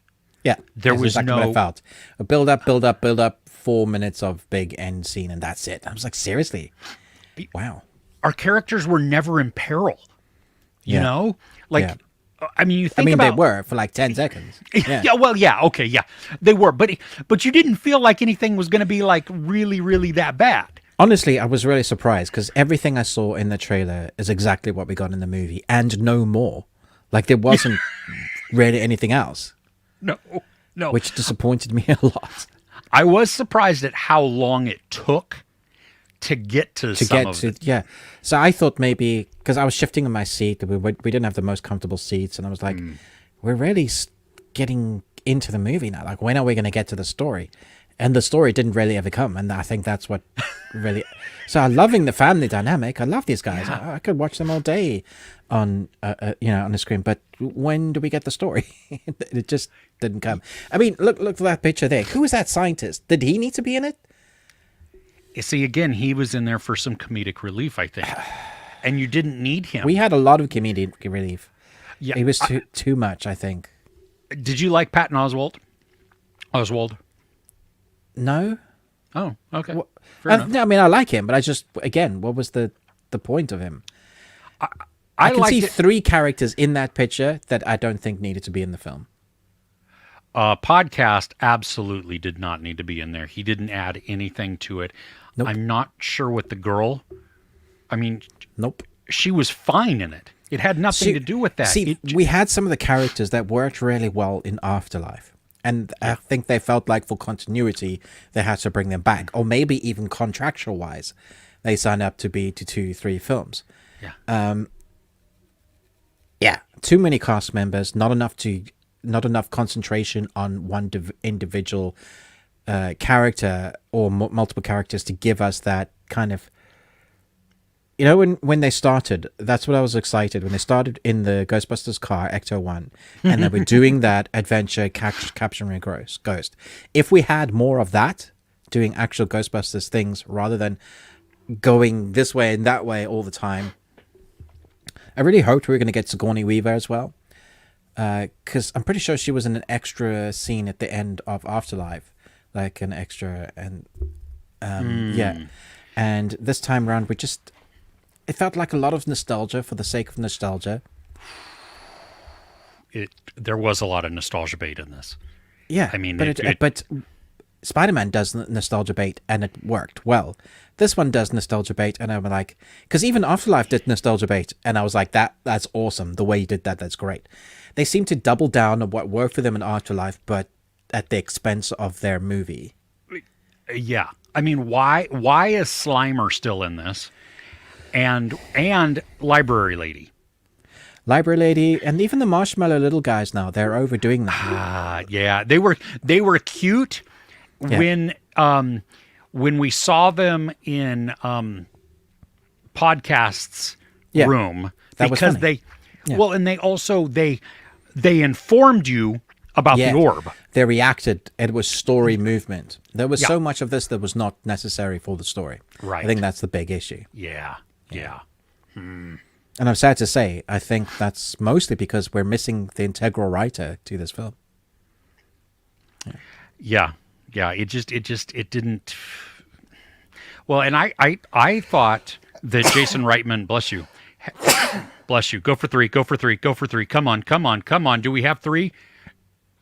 No. Sorry. Pooh. Disappointed. Maybe later. Okay. I thought Jason Reitman was directing this. He wasn't, though. That was the other. No. Yeah. So, anyway. Okay. Anyway. Do I carry on? Well, I don't know. What do you want to do? You want to hit one more and then we'll chat? I'll hit one more and then we'll chat. Let's talk about Roadhouse. Did you manage to watch it? I watched it last night. Okay. This is dumb fun. Yes. I agree. Okay. I wasn't sure where you were. My brain is like, is it? Yeah, I guess it is. I don't think you needed to call it Roadhouse. No. It just, for me, it has almost nothing. Like, I know it's the same film, but it's almost nothing like the original. They don't have the integral character that Dalton needs to play off against. The old mustache guy, what's his name? In the original. I don't even remember. He was fantastic. Like, he's the old guy, and they kind of fight together. So Dalton doesn't come off as just so stinted and hard, because he has this relationship of another person on screen. The romance on the original actually went somewhere rather than them just pretending to have a romance. The fights, the training of the staff of the Roadhouse, we actually got montages in him training them rather than one step back and punch and then they're trained. No, there was so much that I was like, I see what you're trying to do, but you're not quite landing there. However, positively, Jake Gyllenhaal, I thought he was perfect as Dalton. I think he carried the presence of him being able to fight. The moves I believed him in. And then we had the craziness of the UFC character. What's his face? Oh, Conor McGregor. Conor McGregor, who was just... I mean, he was totally hamming it in. It was a stupid character. Oh. I compared him to Kano from Mortal Kombat. Like, that's literally the character I see. He was... he could fight, but outside of that... Did you see how he walked? He had a monkey something man stuck up his butt. Yeah, I don't know why he was doing that, but I don't either. I laughed because I was like, what am I watching? I did too. It was ridiculous. I didn't like some of the fighting, Chris. Like, I could see they knew what they were doing, but it was the camera techniques that they were using during it. Like, when we went to, like, first to third, and it was like a video game. It's like, I don't want to feel like I'm watching a video. I want to feel like I'm watching a fight. So step outside of that perspective so I can see what's going on. I think you enjoyed this much more than do. The more I talk about it, the more pissed off I get. Well, see, I only liked the action scenes, the fights. Okay. Yeah. But I do agree that Lyman, he went overboard with his camera techniques. You know, there's one where a character gets scooped up. Yeah. And the camera follows that, which I thought was great because it's jarring. It's hard to see, but it's jarring. The way the camera flew around certain characters or in fights, a lot of the time that worked. A lot of the time also, though, it was disorienting. And it was hard to... took me right out of it. Yeah, I would get, like, not seasick, but you know what I mean? You're just like... Okay. There was a bar fight that was really fun that I thought worked out quite well. Which one? I think the first one. The first one when Dalton kind of loses. He doesn't lose, but no, he does lose. It's the first one where everybody comes in and fights. Oh my gosh! Yeah, just chaos. No. That one. That's the one where he wins because he takes everybody to the hospital. Oh yes, that's true. Yeah. No, Conor McGregor comes later. Yeah. Yeah, I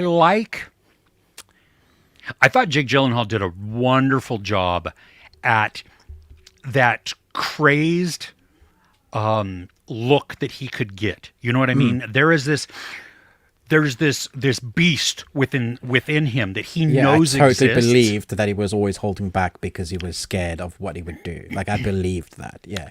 Yeah, and that there's a moment where we watch him make a decision and you're like, oh my gosh, that's really scary because of what he was going to do.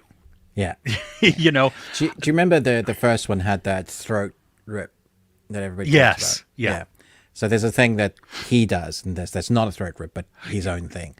That I was like, oh, that is brutal. I love it. I thought, I mean, the fights were intense. I mean, the way that, I mean, both Conor McGregor obviously is going to be ripped because this is what he does for a living. Jake Gyllenhaal, though, holy crap, he was ripped also. And then for him to, I mean, the way that he would move and stuff, I mean, you could see him had studied a lot and practiced this a lot and probably got a lot of tips from Conor McGregor. But he also probably brought some of that skill from Southpaw. Yeah. Yeah. So he knew boxing, then he learned at UFC. You combine that, and Bob's your uncle. yeah, Bob is your uncle, and Bob's uncle is. I don't. The story I thought was there. I mean, it was never a great story. It was always just the setup for the fights in between and the sexiness of Patrick Swayze. That's what the film was. But it worked because it was the 80s and it was cheesy greatness. Of course. You can't capture that now because we're not in the 80s and people don't like that anymore. No. This was still cheesy. Yes, it I'm not was. saying it was in a great way. Not all of it. No, I think a lot of it was boring. Honestly, Yeah, no, I agree. It has like a lot of dips in it. It has, the story is almost non-existent, really. But I tell you, go and watch the original. You'll see what I mean in the difference. You'll probably find this way more entertaining and like, oh, I actually like these characters. Like you are really rooting for them. In the original. Yeah. Okay. Okay. Well, good to know. Yeah, it's been forever. I mean, I was talking with my wife about it. I don't even know, like, when I last saw. I think a lot of people would say that, yeah. Which is why I understood why they were remaking it, because it is old. Sure. Yeah. And we need to remake everything. So. Yes, we do. Yeah. Okay. Gonna go to the chat? Sure. Okay, let's see here. Let me scroll up. Let's see here. Okay, going back to Batman and the Penguin and stuff like that. Mr. Flickster, the Batman holds a special place in his heart. Oh, he loves it, right? Yeah, yes, he adores it. It's one of his most favorite. Greatest Batman movie of all time. Yes. Episode 5 of Three Body Problem. Yeah. Crazy. Zed, welcome. Hey, you're earlier this week. Well done. I know. And hey, look. Yes, we did watch Roadhouse. See, and we just there you spoke go. about it. Perfect timing right there. Oh, let's see. Yeah, Lovia, you're right. Three Body Problem does have a Chinese series. It's 30 episodes, and from what I understand, it is all the comments closer to say the book. It's better. Yeah, so cool. What's your best audience experiment? Experiment. Well, so I poured things on people, and then I watched them burn, and so that was fun. You're like Gremlins. Yeah, exactly. Aliens, Jurassic Park, Infinity War. A New Hope was best because it was the first. Made me love movies. Nice. In recent memory, for me, Endgame, because it was fan service. Oh yeah. In the best way possible. Yeah. And the second time I watched Hereditary in the theater, because I saw it opening night. And then went back like 2 days later and watched it again. And because I knew what was going to happen, the audience reactions were so great. Mine would be, let me think. Yeah, Ghostbusters Afterlife, because I was there with the 800 people and the director was there and everybody just felt his joy and stuff. Yeah, the press people reacted amazingly. RRR, with a full cinema of Indian people, probably one of the best experiences I've ever had at the cinema. That would have been phenomenal. It's great. Yeah, there's actually, to be fair, quite a lot of my greatest experiences would be the Indian movies. Those especially those big, the Bond type ones, the superhero type ones. Yeah, Pathan. Yeah, my goodness, people will just like, especially when like their favorite hero walks on the screen and he's like, or the dude takes off his shirt. Yeah. Women are basically like, oh. Yeah. So good. A Quiet Place, that had an amazing reaction. Yeah. See, that is one of my worst audience experiences because that's the one where we're sitting there, it's a screening, and this was before I had press access, and so it was a public screening. Ugh. And these people, they were regulars. They always showed up, and they were just, they were terrible people because they were rude. They were like entitled. Like they would hold seats for 30 of their friends. It was disgusting. But all before the movie begins, you know, people are talking, the lights are up, everything else, no big deal. The lights go down, the movie starts, and we know it's a silent movie, that is when they decide to break out their package of Oreos that they have never opened. And so they rip open the top, they take some, and it's in that plastic crunchy little container, and then they pass it down the aisle from person to person to person. So here. I think you and I should do a video on cinema etiquette of what to do before the film starts. So, for example, open the packet of popcorn. Open the like if you bought it from home, open your fizzy drinks. Because you open the fizzy drinks, you have it so you can open it and drink it and put the lid back on. You know, all the kind of stuff, the etiquette stuff. Your phone goes, you dip the light, you put it on silent, or you switch it off. You know, that kind of thing. The readiness, just politeness. We could do a video of how-tos for those that just don't seem to get it. Can we also include, though, the consequences of a bat upside the head when you violate any of these? We just pull them by the ear and throw them out. We can't go to jail, Chris, for douchebags. Dude, you can't go to jail if they can't press charges. I'm just saying. DNA's a thing these days, dude. I did hear from... schmooning. Yeah, exactly. I don't believe in that stuff. I did hear that in the U.S. there are some Alamo Drafthouse cinemas, and they enforce no talking, no cell phones. Like, they'll drag your ass out. Nice. And I'm like, wow, I wish they had those around me. Please bring them. Yeah. Yeah, because when we saw Love Lies Bleeding a couple weeks ago, I had people, like, literally I was cussing at them because they wouldn't shut up.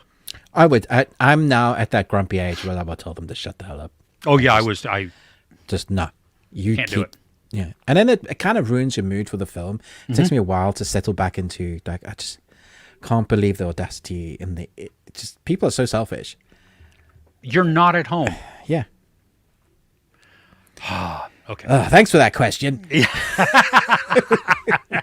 Yay!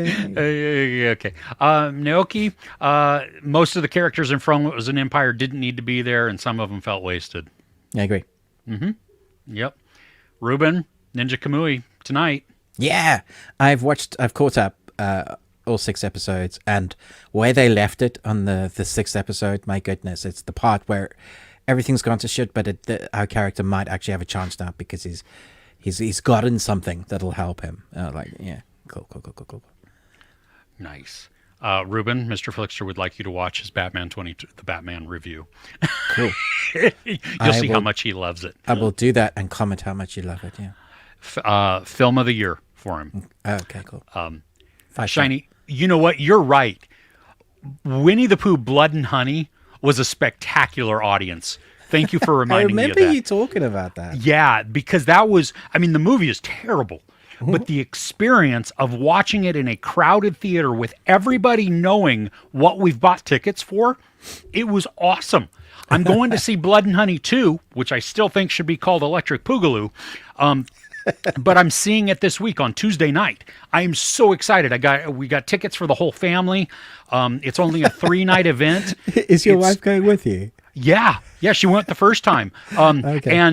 And my daughter-in-law and my youngest girlfriend have not seen the first one, and we were like, that today.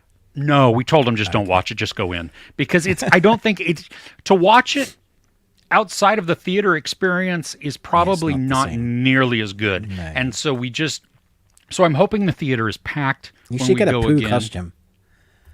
Oh, I don't have that one. I do have a Grinch one. But yeah, dude, I am so excited for this. Yeah, I can't believe they're doing an MCU. Oh, I know. Yeah, I was going to hit that in the news. Yeah, the Poohniverse. The Poohniverse, which is you couldn't make that up. Like, you think you are, but that's a real thing, guys. That's coming. Yeah, I'm so excited. And I say that seriously. I mean, I don't expect any of the movies to be good. I expect they aren't. They haven't been. To be fun. You saw Three Blind Mice, right? Yeah, but come on. Winnie the Pooh Blood and Honey, light years better than Three Blind Mice or what was the other one? Mary Had a Little Lamb. Those were atrocious. Those were just I mean, it wouldn't have mattered had I been I would have had to have been drunk and high in the theater, I think, with the audience, because that is just, terrible. Can we please do it, Casual Fan? I think you're talking about the video, Ruben's idea for the video. Yeah, we can do that.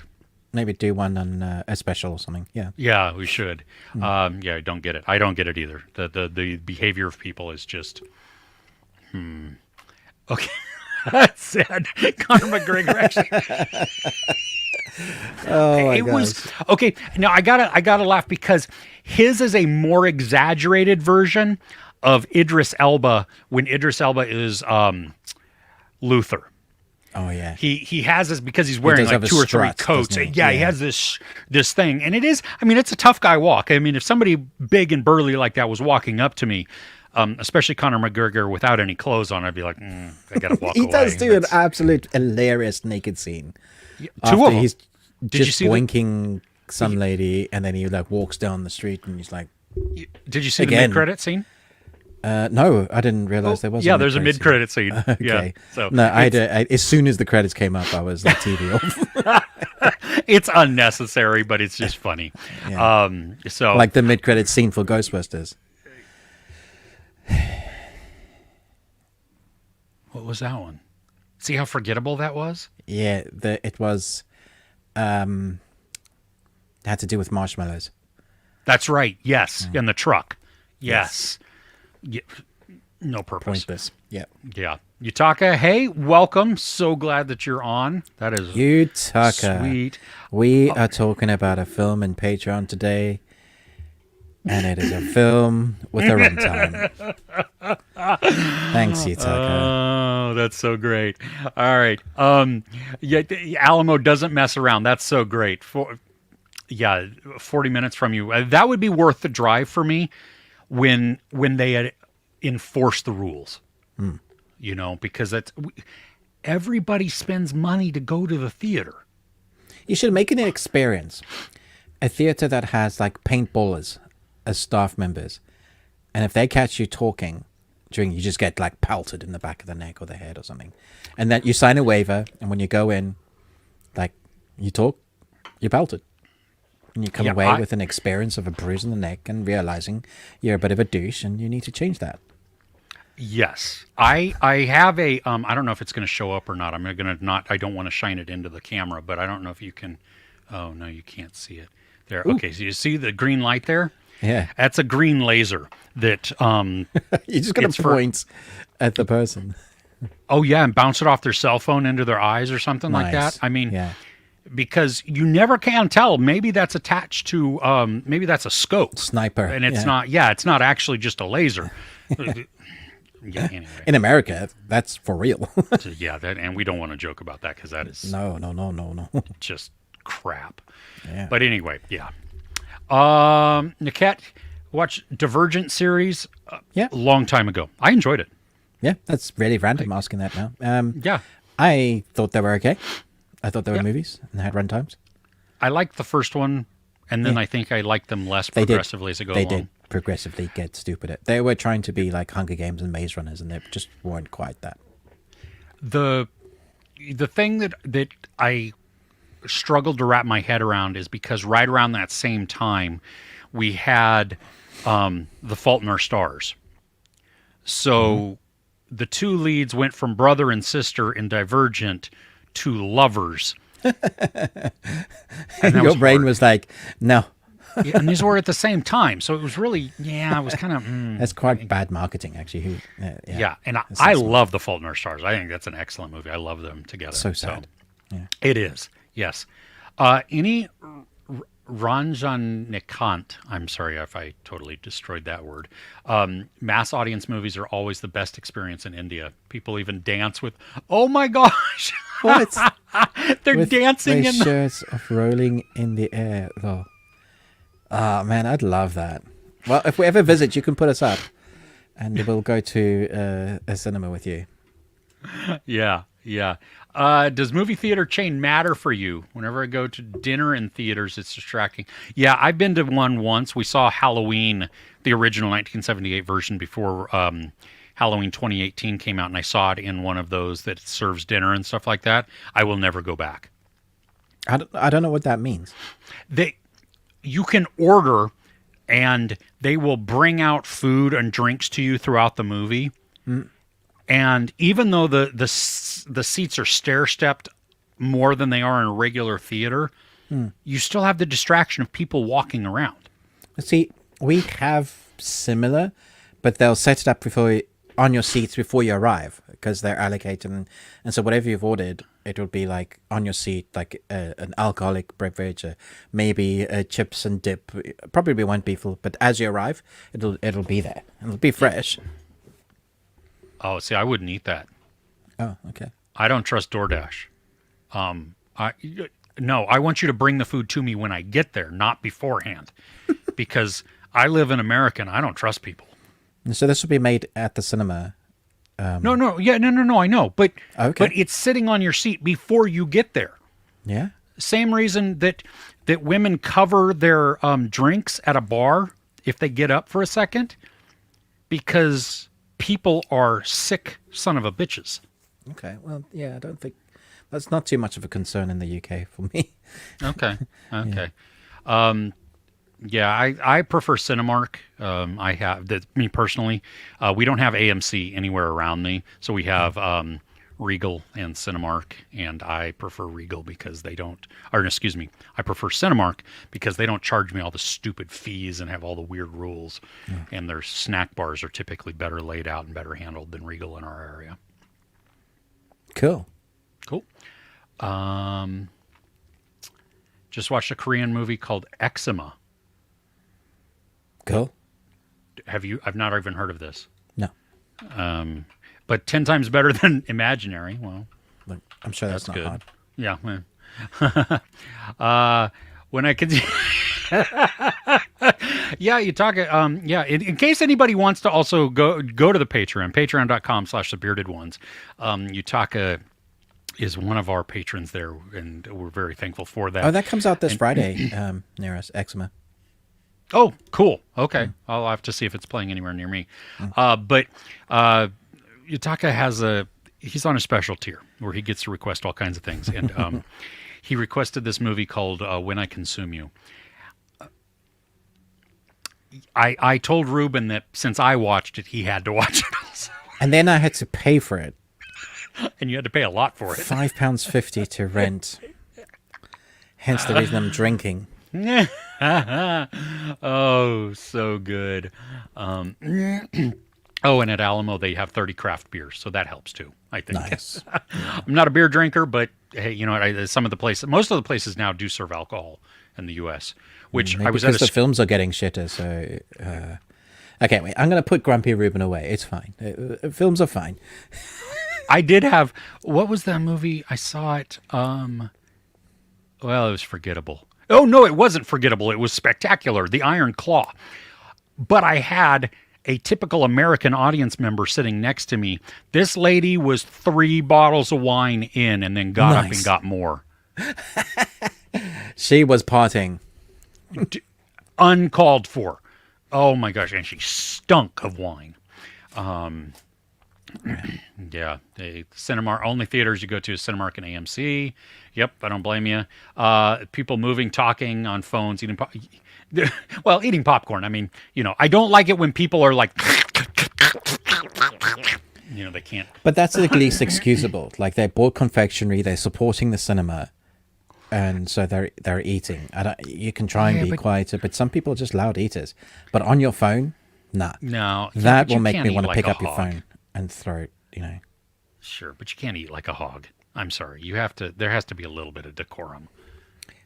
But yeah, your upbringing, it depicts your decorum. Yes, that's true. Badger, hey, went to a really cool theater near Austin, Texas, where Hitchhikers of the Galaxy came out. When it came out. Oh my gosh. To go back and see that for the first time. Yeah, man. A beer with jalapeno and an ashtray provided. Wow, you could smoke in the theater at that point. Yeah, jeez. Wow. Those were the days. I wonder if the screen was smoky. I'm sure it had added atmosphere. Yeah. Exactly. You are breathing in cancer. Hey, you know what? If somebody had a good cigar or a pipe absolutely. Yeah. I do it all day long. I'll join them. Good pipe. Not so much with the cigarettes. The cherry tobacco. Oh. Yeah, so good. Okay, yeah, food. It is expensive. It is very. Like it triple what the ticket price costs for the film. Oh yeah, yeah. No, it is. My son has stopped working at the theater, so We don't get those discounts anymore. we used to get a 50% discount when he went with us and he wasn't working. Otherwise, we just had to pay normal price. Yeah. But we typically buy snacks for 6 people. Just because, hey, I've invited them, so we buy their tickets and everything. It's not like they can't afford them or can't buy them, but I just do that. But they, there was one time that with the discount, the food was over $50. So that would have meant it would have been over $100. That's on top of the ticket prices. Yeah. I was like, now that he stopped, I'm like, we can't do that. Can as you much. not buy stuff from like a local store and then bring it in with you? You can. You're not supposed to. See, we have the rules, where you're allowed to. Oh, Yeah. wow. Yeah, no, I mean, depending on what you're getting, sometimes we will, sometimes we won't. But, yeah. Cineplex Odeon in Canada, right there. You need to restart suggesting Tubi movies. Tubi's not available in the UK. Yeah, that's why Ruben had to rent it. And yet, no. There's some really good ones on Tubi, and there's some really, there's some movies on Tubi. Oh, that's a fun tradition. Mr. Flickster makes it a point to visit a new theater when he goes on vacation. That's a great idea. Yeah. I didn't manage to do that when I went to Italy, but I really wanted to because I just wanted to see like how different it is. Yeah. Well, you went to one in America. I did. Yeah. That was weird. Yeah. I had to step over crime scene tape to go to the press. It's just like, what? That's how we keep the riffraff out. That's how we keep the riffraff out. I was just like, I don't know if I feel like I want to be in this section. Oh, man. Okay. Love you. We'll do this last one, and then we'll go back to the show. Okay. Eczema is the most anticipated Korean movie. Pretty much The Wailing. Okay. Yeah. I have not seen... but it has... The trailer looks very interesting and has Choi Moon-sik, the lead actor of Old Boy. That's a seal of approval for me. Yeah, that is. That is... dude rocks. Wow. Yeah. Okay. We'll go back to the show. Ruben, do you have any more on the best? Yes, I do. Yeah. Okay. What is it? I'm not done yet. Okay. Okay, so Halo Season 2 finished this week, and I caught up with all the episodes. What's apparent to me now is that they've definitely deviated from the original story. They were, but now it's like just so obvious they're doing their own story. It's like an ultimate timeline Halo Chief Master Chief story. And there's been so many fans that are like, you can't do that. That's not my Master Chief. And I was thinking one of the big issues is that he takes off his helmet and you get to see the actor. It's similar to like the Mandalorian taking off his, I like that.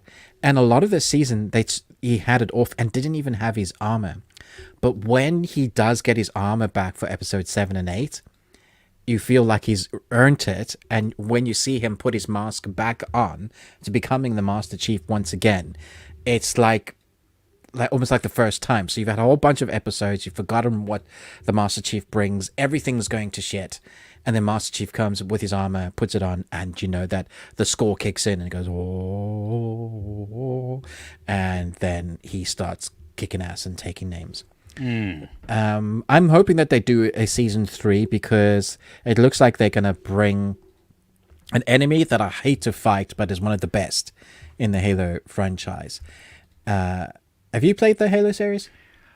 I played with my kids. Did you play 1 and 2 maybe? Like way back when? Yeah. I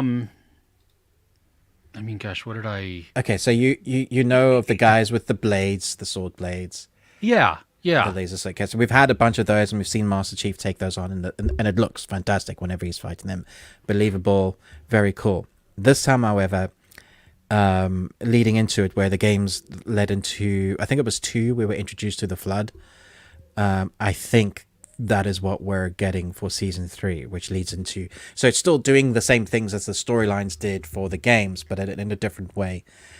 I think they've really built characters that we care about, and so I think you just need to come at it as it's set in an alternate universe of the Master Chief, but you're still seeing all Halo things that you want to see in live action. That's how I take it.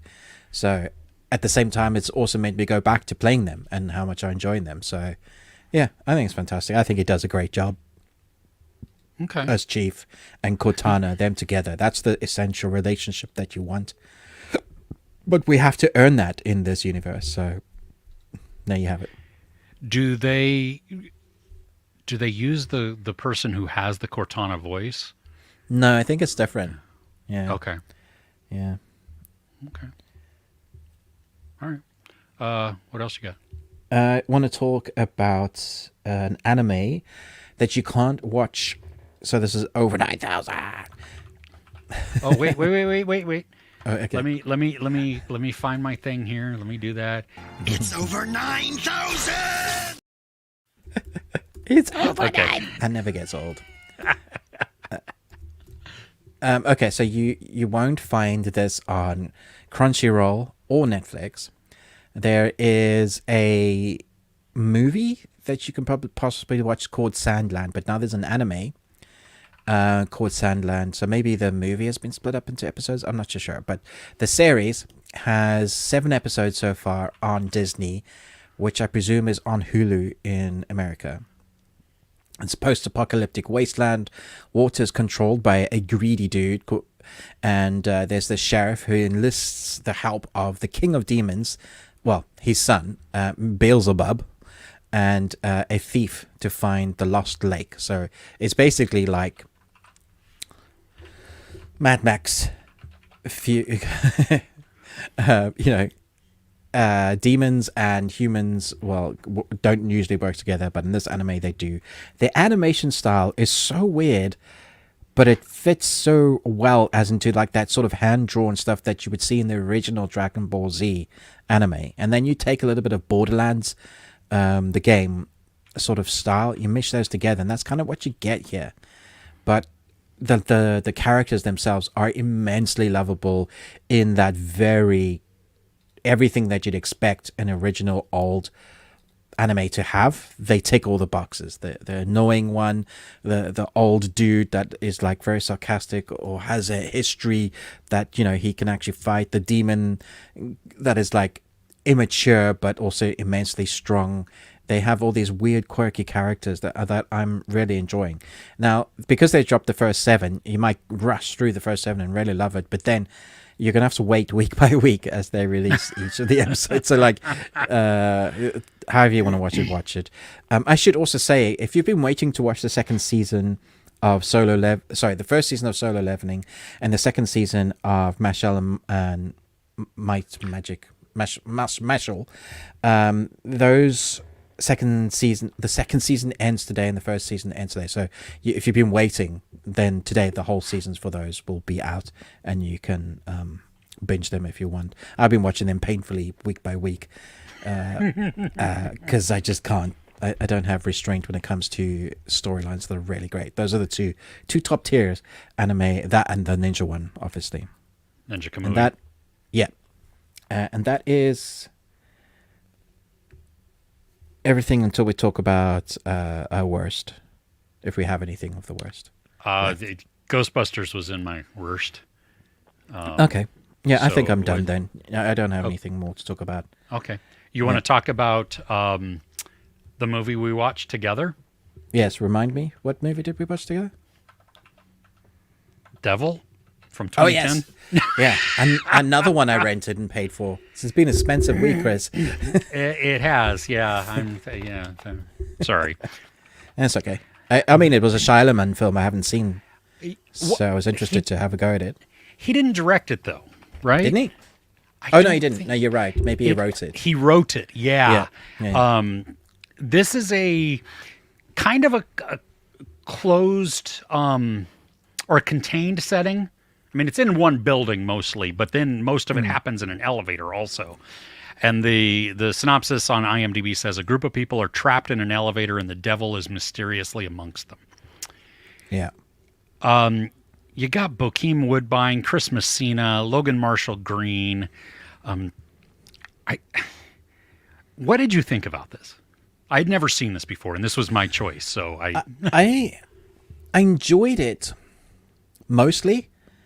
Like, I thought there were elements in here that really worked. I loved, you don't know who the evil one is. There's a whole setup as to something. I like that mostly it's filmed just in this lift, but then you have like this detectives trying to get them out because they're all stuck. But they're also trying to work out a crime. And so there's an investigation. I think that as a premise works quite well. And then the atmosphere you can create within that lift. People all have their strange backgrounds. They're all there for a reason. Then the lights start flickering. And every time the lights start flickering, some shit is happening.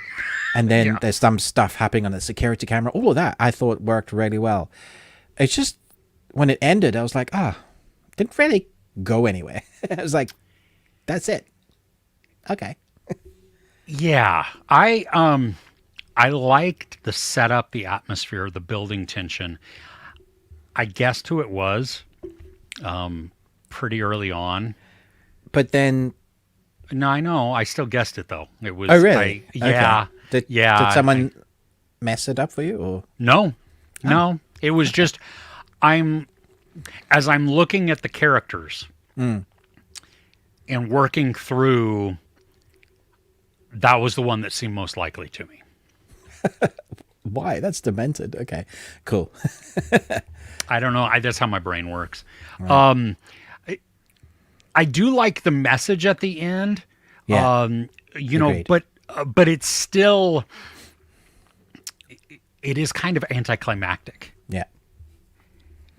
I right up until that point, I mean, it's very tense. And I mean, watching all of these bad things happen, and you have like people trying to get in and they can't get in, and then the lights are flickering and weird imagery is popping up. There's a nice supernatural element that makes everything they're trying to do to get at them worthless, which makes the viewer think, oh, they have no chance. Yeah, which I think was clever. But yeah, anticlimactic when you get to it in the end. Yeah. So it was. I mean, like I had fun. I really loved the mentality that takes place inside the elevator, where everybody blames everybody and nobody trusts anyone. That's a great setup for just causing chaos. But you can't keep it going forever. It's hard to keep that going forever. Yeah.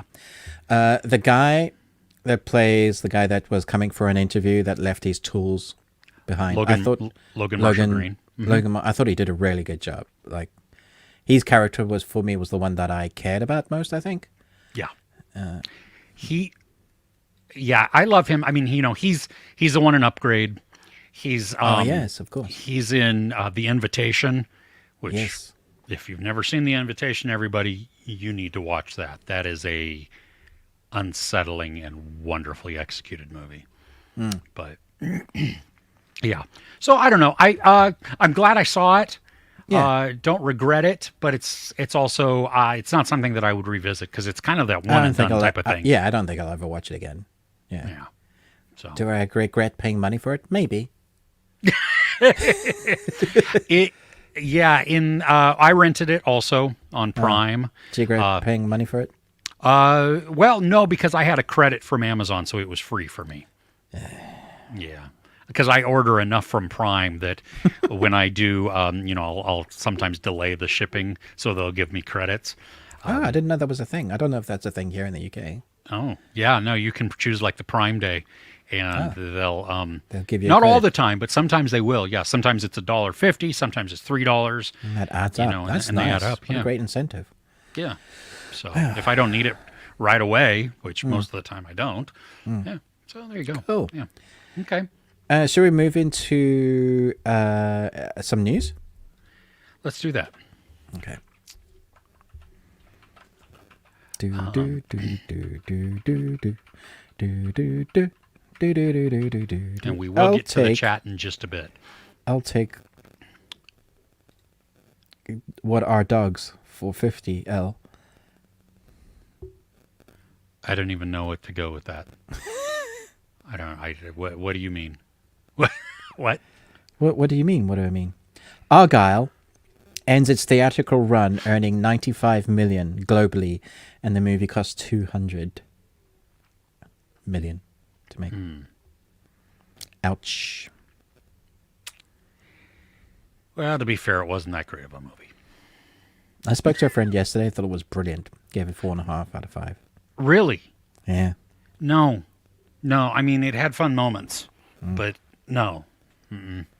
So, Denis Villeneuve has just said that he will only make Dune Messiah if it can be better than Dune Part 2. Otherwise, I won't do it.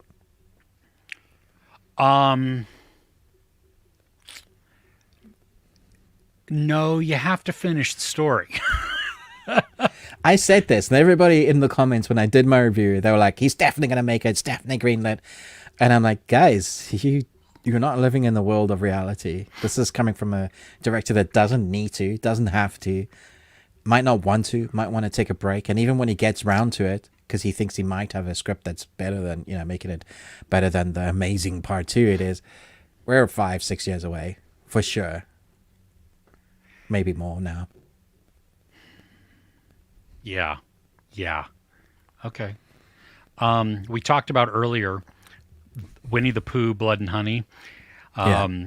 There's a crossover event called Poohniverse, Monsters Assemble. And it's going to include Pinocchio, Sleeping Beauty, Bambi, the Mad Hatter, and Peter Pan. I can't wait for Bambi. I don't even understand that. I've always Bambi's said Bambi a was horror movie. Yeah. Okay, well, those will be movies. And talking about movies, Scarlett Johansson has been cast in Jurassic World 4. She's holding an automatic rifle and looks like she's wearing combats in this image. I was like, where is this going? I'm pretty much done with the Jurassic things. I don't care anymore. And for more news that I don't care about, and this one, okay, I care about it, but in the worst way possible. I care about it. Like I want to picket fence because of this news. I want to take and say why the Never-Ending Story is being remade. That was on mine. Yeah, and a series. I was like, fuck you. Sorry for the bad language, guys. It's a film series. Multiple live action films is what they're looking to do. Just no. But talking about also continuation of things. Yeah. Thunder Road, who's the producer behind the John Wick films, they have stepped in with the copyright holder of Dragonfly Films to make a reimagining of a third movie within the Boondock Saints franchise. Oh, that's interesting. The Norman Reedus and the other brother are returning. Amazing.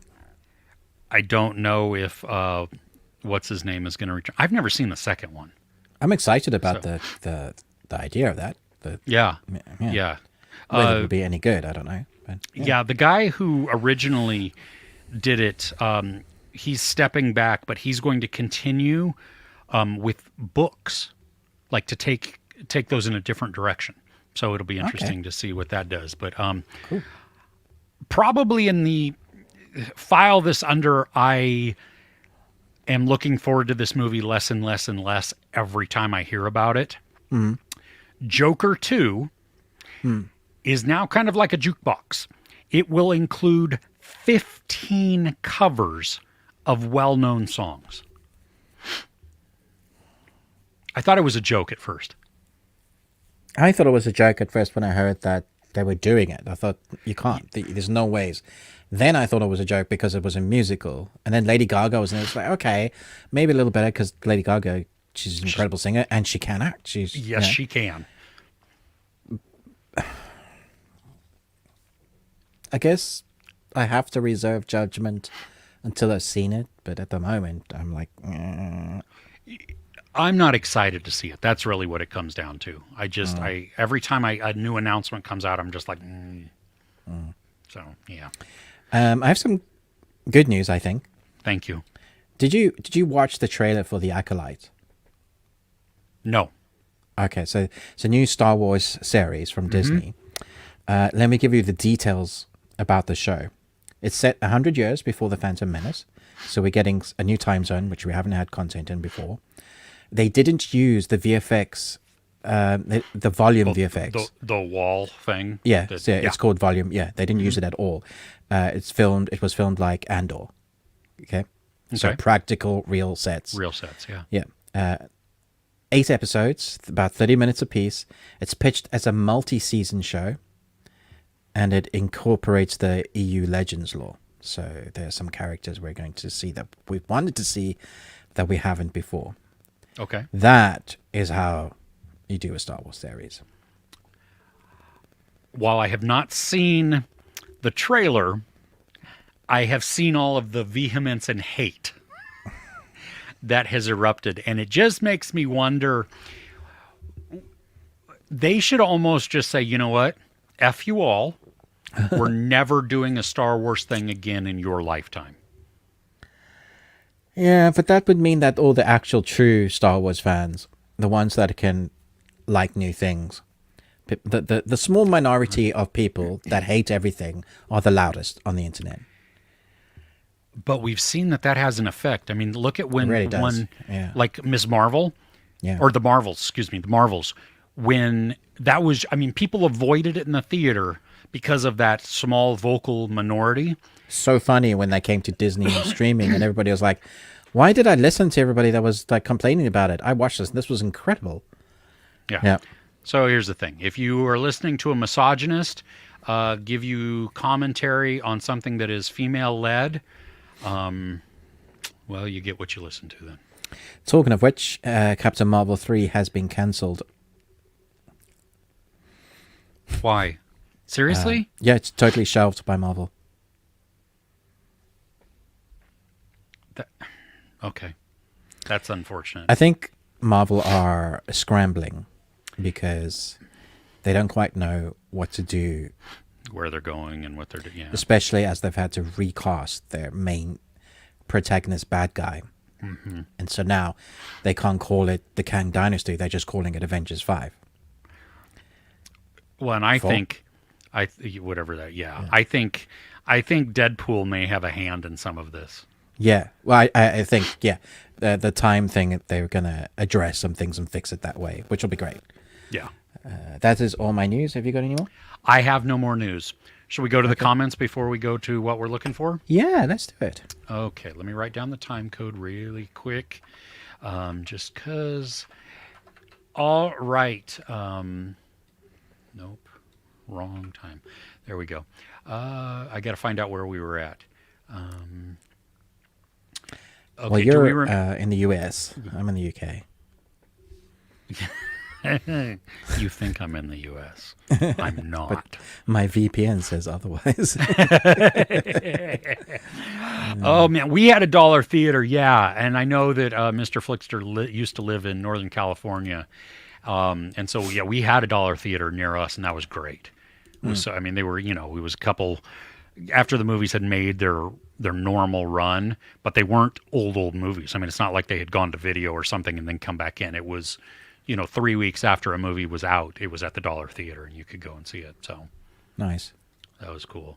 Got the Flood, the Fall of Reach, and the start to Halo 1 in this weird timeline. Yeah, it's a weird timeline. Yeah. But I'm really enjoying it. I like what they're doing. Yeah. Nice. So Badger said if they made a true adaptation of the Master Chief, it would be more like the movie Hardcore Henry. Yeah, absolutely. It's not right. And it'd be silent protagonist.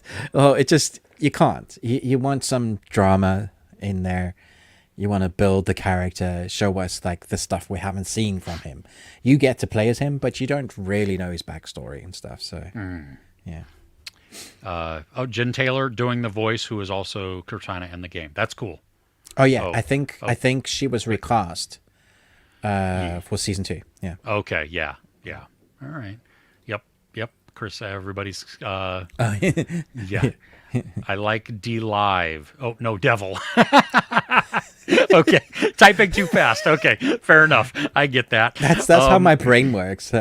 Delight. My 2 words that I always misspell in typing are and, because it always comes out ADN, and the TEH. Yeah. Always. Not Just- F. yeah. F? ETH. Yeah. My YouTube travel. Hello. Welcome. Hey. So glad there. Winnie the Pooh now has Poohniverse. Yeah. And I could really, that name is inappropriate. But anyway, we'll move on from that. Devil felt like a Twilight Zone episode. I could see that. A slightly longer, a longer Twilight. Yeah. Yeah. Invitation. Yes. That is Ruben, you've seen The Invitation, right? I think so. What was that? It's Logan Marshall Green and his girlfriend go to this dinner party, and a weird cultish guy has been invited, and there's like uncomfortable conversations as it goes along, and then Oh, this to do with people with pointy teeth? no, that is a terrible movie. 'Cause Don't I watch didn't that. like That is a crap movie. No, Okay. it was I also don't know called that The I've seen it. Invitation. Oh my gosh. Okay, that's going on our list that we had that I'm going to make you watch, because that is Okay. Cool. spectacular. Another movie in this same genre, in the same vein, except different, is called The Last Supper, and it's an indie film from late '90s, early 2000s. When the world is ending and they're all having the Last Supper together. Is that the one? No.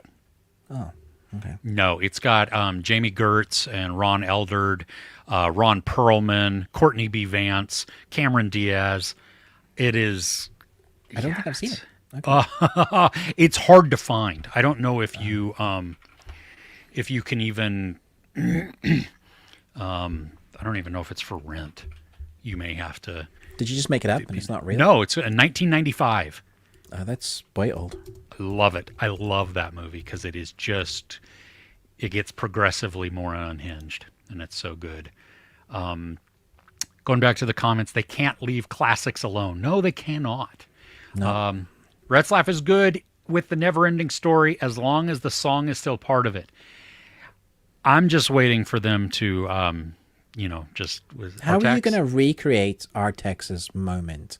Like, I just don't think you'll capture the same, or the Gamork. Like, that was terrifying because of the way it was portrayed. The racing snail, Oh my gosh. the rock monster, the rock biter, the stupid bat, the princess that I had a crush on when I was young. You just, Absolutely, yeah. you can't. Yeah. I don't know. The stupid name. Bastion. Bastion, give me a name. Yeah. Moon Love Blood Good, I think is what her actual name is. And everybody else like, what was the name? It was some really random, like, who named your mother, man? Seriously. Yeah, that is a terrible name.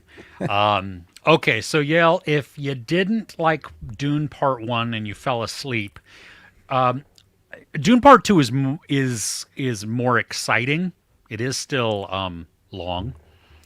And it My has son's slow mo. favorite film of all time now. I was so surprised. He came back from the cinema because he just watched one and he enjoyed it. And him and his friend, they're at uni. They came back and he's just like texting me, saying, "This is the best movie I've ever seen." And he just like, it's spectacular. It like in all parts. So, yes. Yeah, I think you can. I mean, just know that it is a little long, and yeah. So There's sand. there is sand. Yes. Naoki wants to know if we're excited about Abigail. Ruben. So much. I I wish that they didn't show as much as they did in the trailer. Yeah, I agree.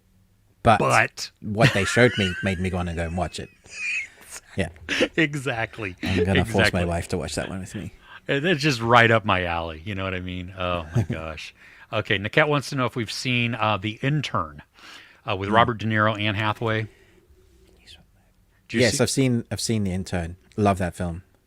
I do too. It was a really pleasant surprise. I'm going to disappear for 3 seconds as I swap battery, but I'm not going to move. It's by magic.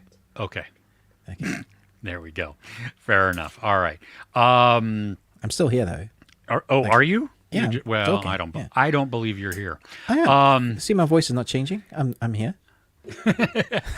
Harvinder wants to know, will Dead Boy Detective last as long as Lockwood?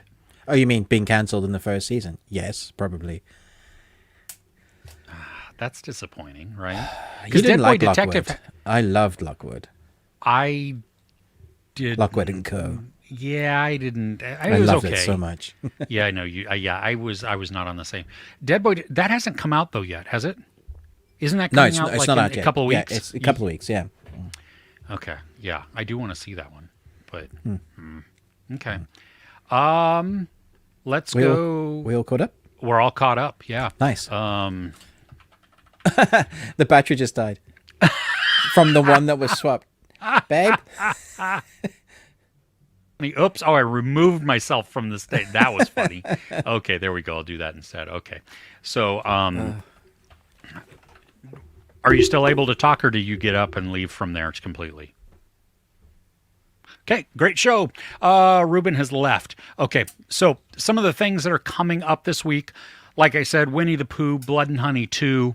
I'm calling it Electric Boogaloo. That is coming out Tuesday, Wednesday, Thursday in the U.S., at least where I'm at. It's a 3-night event. Tickets are more expensive than they normally are, but definitely worth, I think, going to see. Ruben is back again. Let's see if his battery dies. There's a comment there that's so funny. Let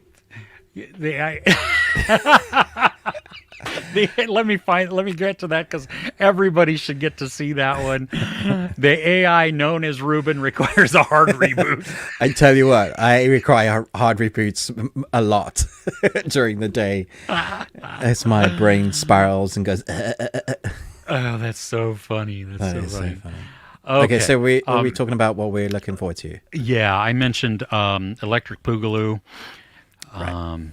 There's The Believers. It's a season 1 coming out to Netflix on Wednesday. Mm. I think Have you ever seen the film called The Cat Person? The Cat Person? No. Just Cat Person.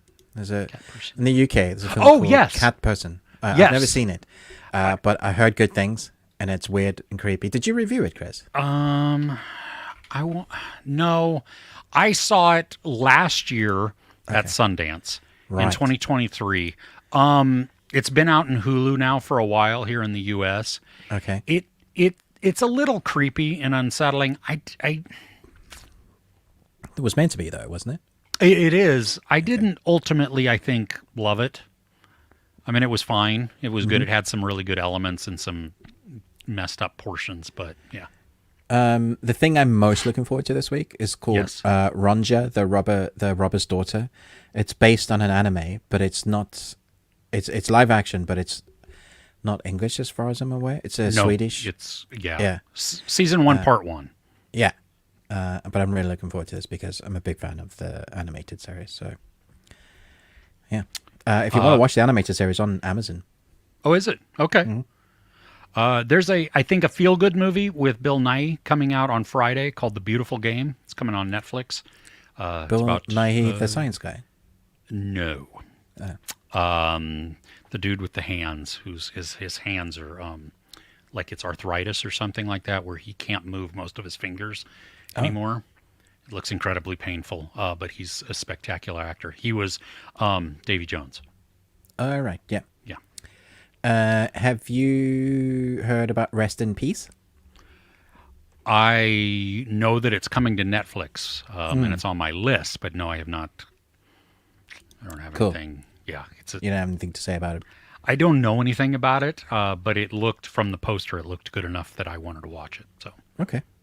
yeah. Nice. There's a series called, or a movie called The Wages of Fear. Netflix again. Lots of Netflix stuff this week. Heart of the Hunter also. Both of those, The Wages of Fear and Heart of the Hunter, coming to on Friday. Yeah, so Heart of the Hunter is a South African film. So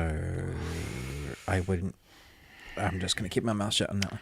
Yeah, I'm hesitant on some of those. I love that the world is smaller because of these streaming services, and we get to experience cultures from all over the place.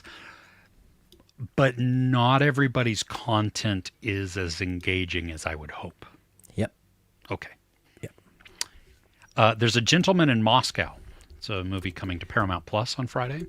Oh, right. I thought you were like talking about a new friend.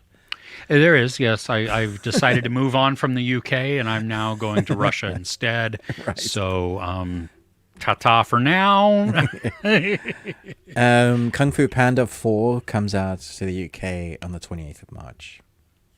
Oh, really? Well, that's fun. Are you looking forward to it?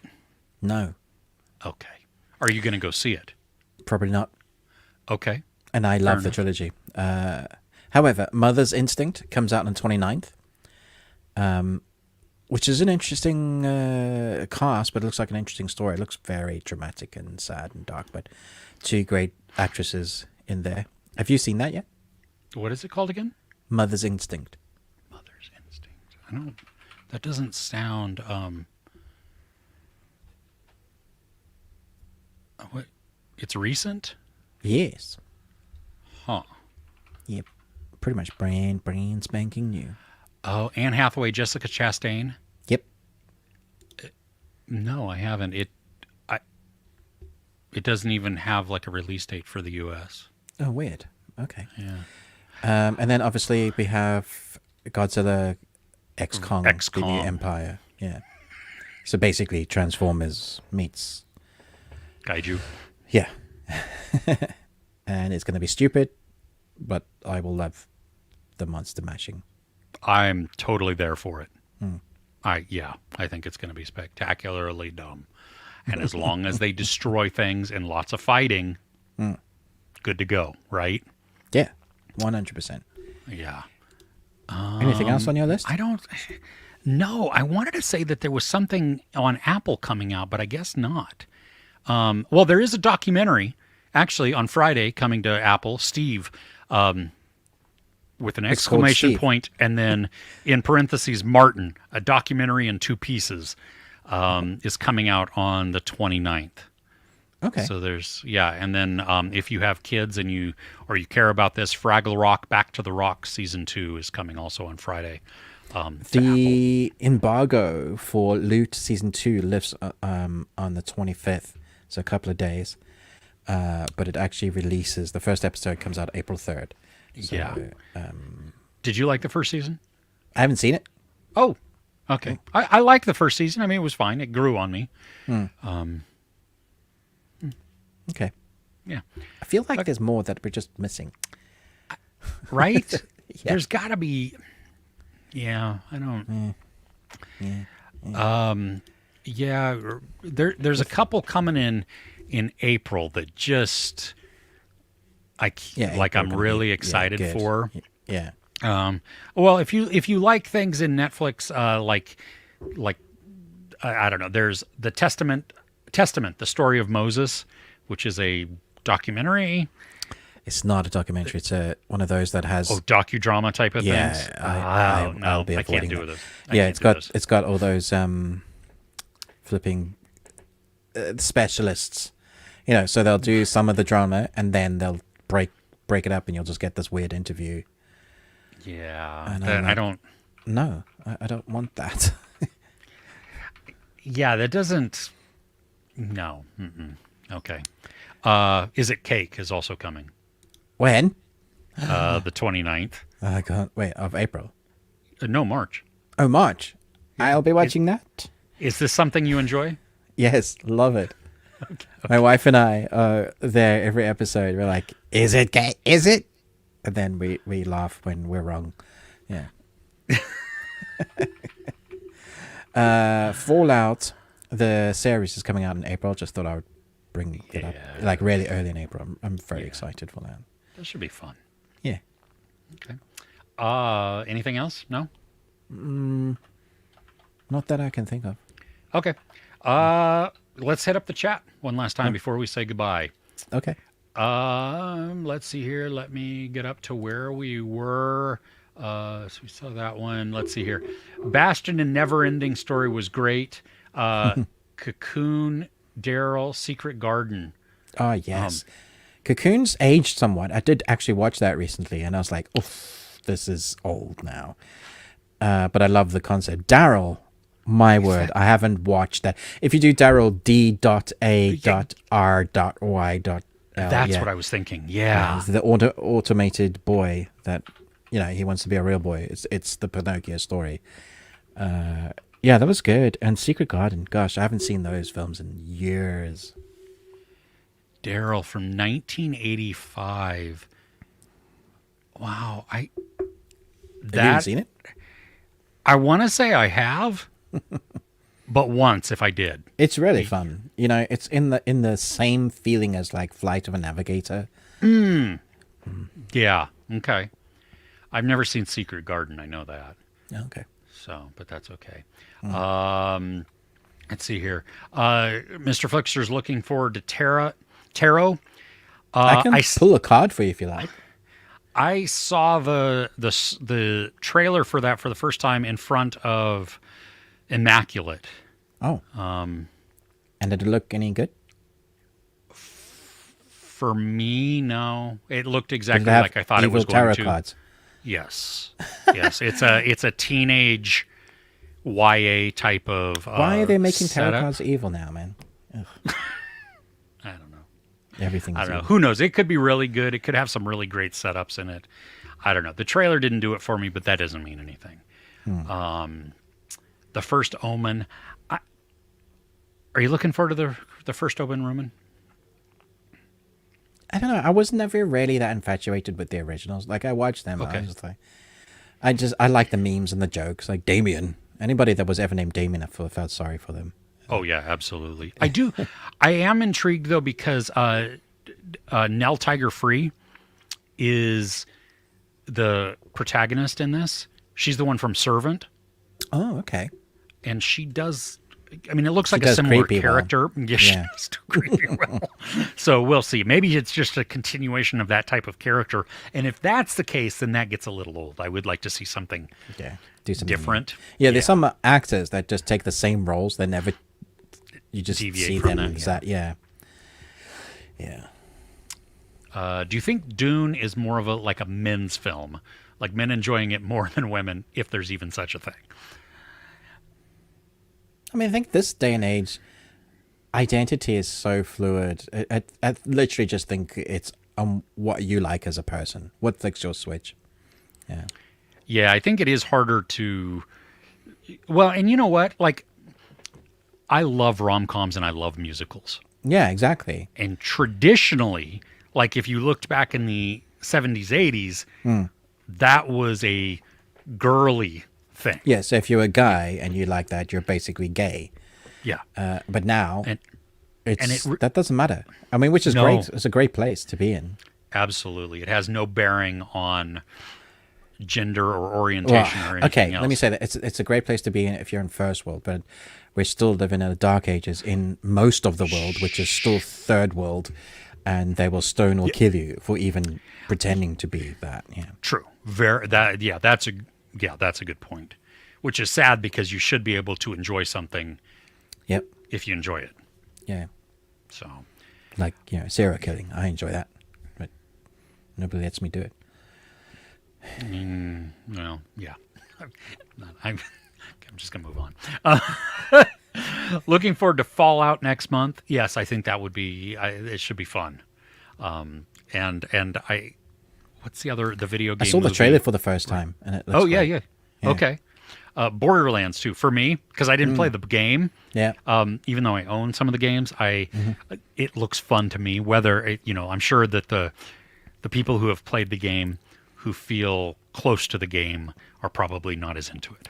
Borderlands 2 is one of the best co-op game experiences you'll have. Great story and really easy to like just jump in and out of. Yeah. Okay. I have 3. I have Borderlands 3.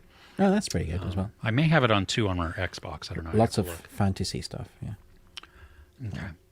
Have you seen You Can Call Me Bill? Never heard of it. I've never even heard of that. Let's see. I'm going to look it up. Can Call Me Bill with... it's like a documentary-ish with William Shatner. Oh, maybe I have now. Is that on Paramount? Not yet. It's in theaters. Oh, That really? is... I also am surprised that is. It's a 96-minute documentary. Odd. Okay. Well, that's definitely not coming to theaters yet. Yeah, I would wait for streaming on that as well. Yeah. Cape Fear, Robert De Niro, menacing Yes. in that movie. It's been a long time since I've seen it, but yeah. I remember that film having lots of presents. Yeah. Yes. Ruben, don't let what Mr. Flickster said ruin Kung Fu Panda 4. It's too for you. late, Mr. Flickster. Too late. The damage is done. Oh, okay. Okay. Chris Retzloff, thanks so much for the super chat. Most anticipated watches this week. Again, the next episode of Shogun. Yes. It's a great series. And I'm glad that you are enjoying a briefcase full of potential money with people on an island. Wow. It's kind of like food for me. See, this is the thing. If I don't eat it, there's more for you. So I'm not going to watch, which means you can watch it Sure, more. that's how it works for TV land. That's totally Chris. how it works. There's only a certain number of views that you can watch, right? And so if I steal one and I don't appreciate it or enjoy it, I'm taking away from somebody else like Chris, and that's gosh. not fair. Okay. Sure.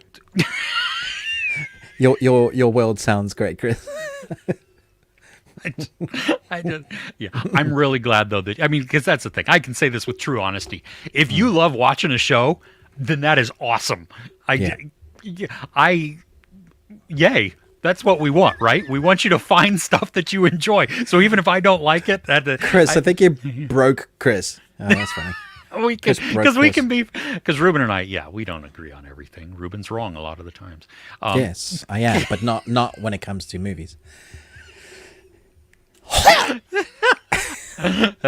Okay. Yes, Godzilla X Kong, sweet. Godzilla -1. Oh my gosh. Oh, you got to see the black and white one. I have not seen that's that yet. so cool. It isn't around us, man. I'm hoping that when the Blu-ray or 4K comes out, that it contains both versions. Yeah, that'd be awesome. I cannot wait to watch this again. Yeah, it's the little train that could and blew everybody away and showed us how to make. I mean, it won the Oscar. It proved how good it was. Yeah. Terra looks like a mix of 14 Ghosts, or is that 13 Ghosts? And Ouija. I like 13 Ghosts. That one with Matthew. I hate the way Ouija is spelled. I hate it. My brain just breaks when I see that word. It's Ouija, but you say Ouija? The hell, man. Okay, let me blow your mind. My grandmother's name was Ouida, Ouida. Yeah, I know, right?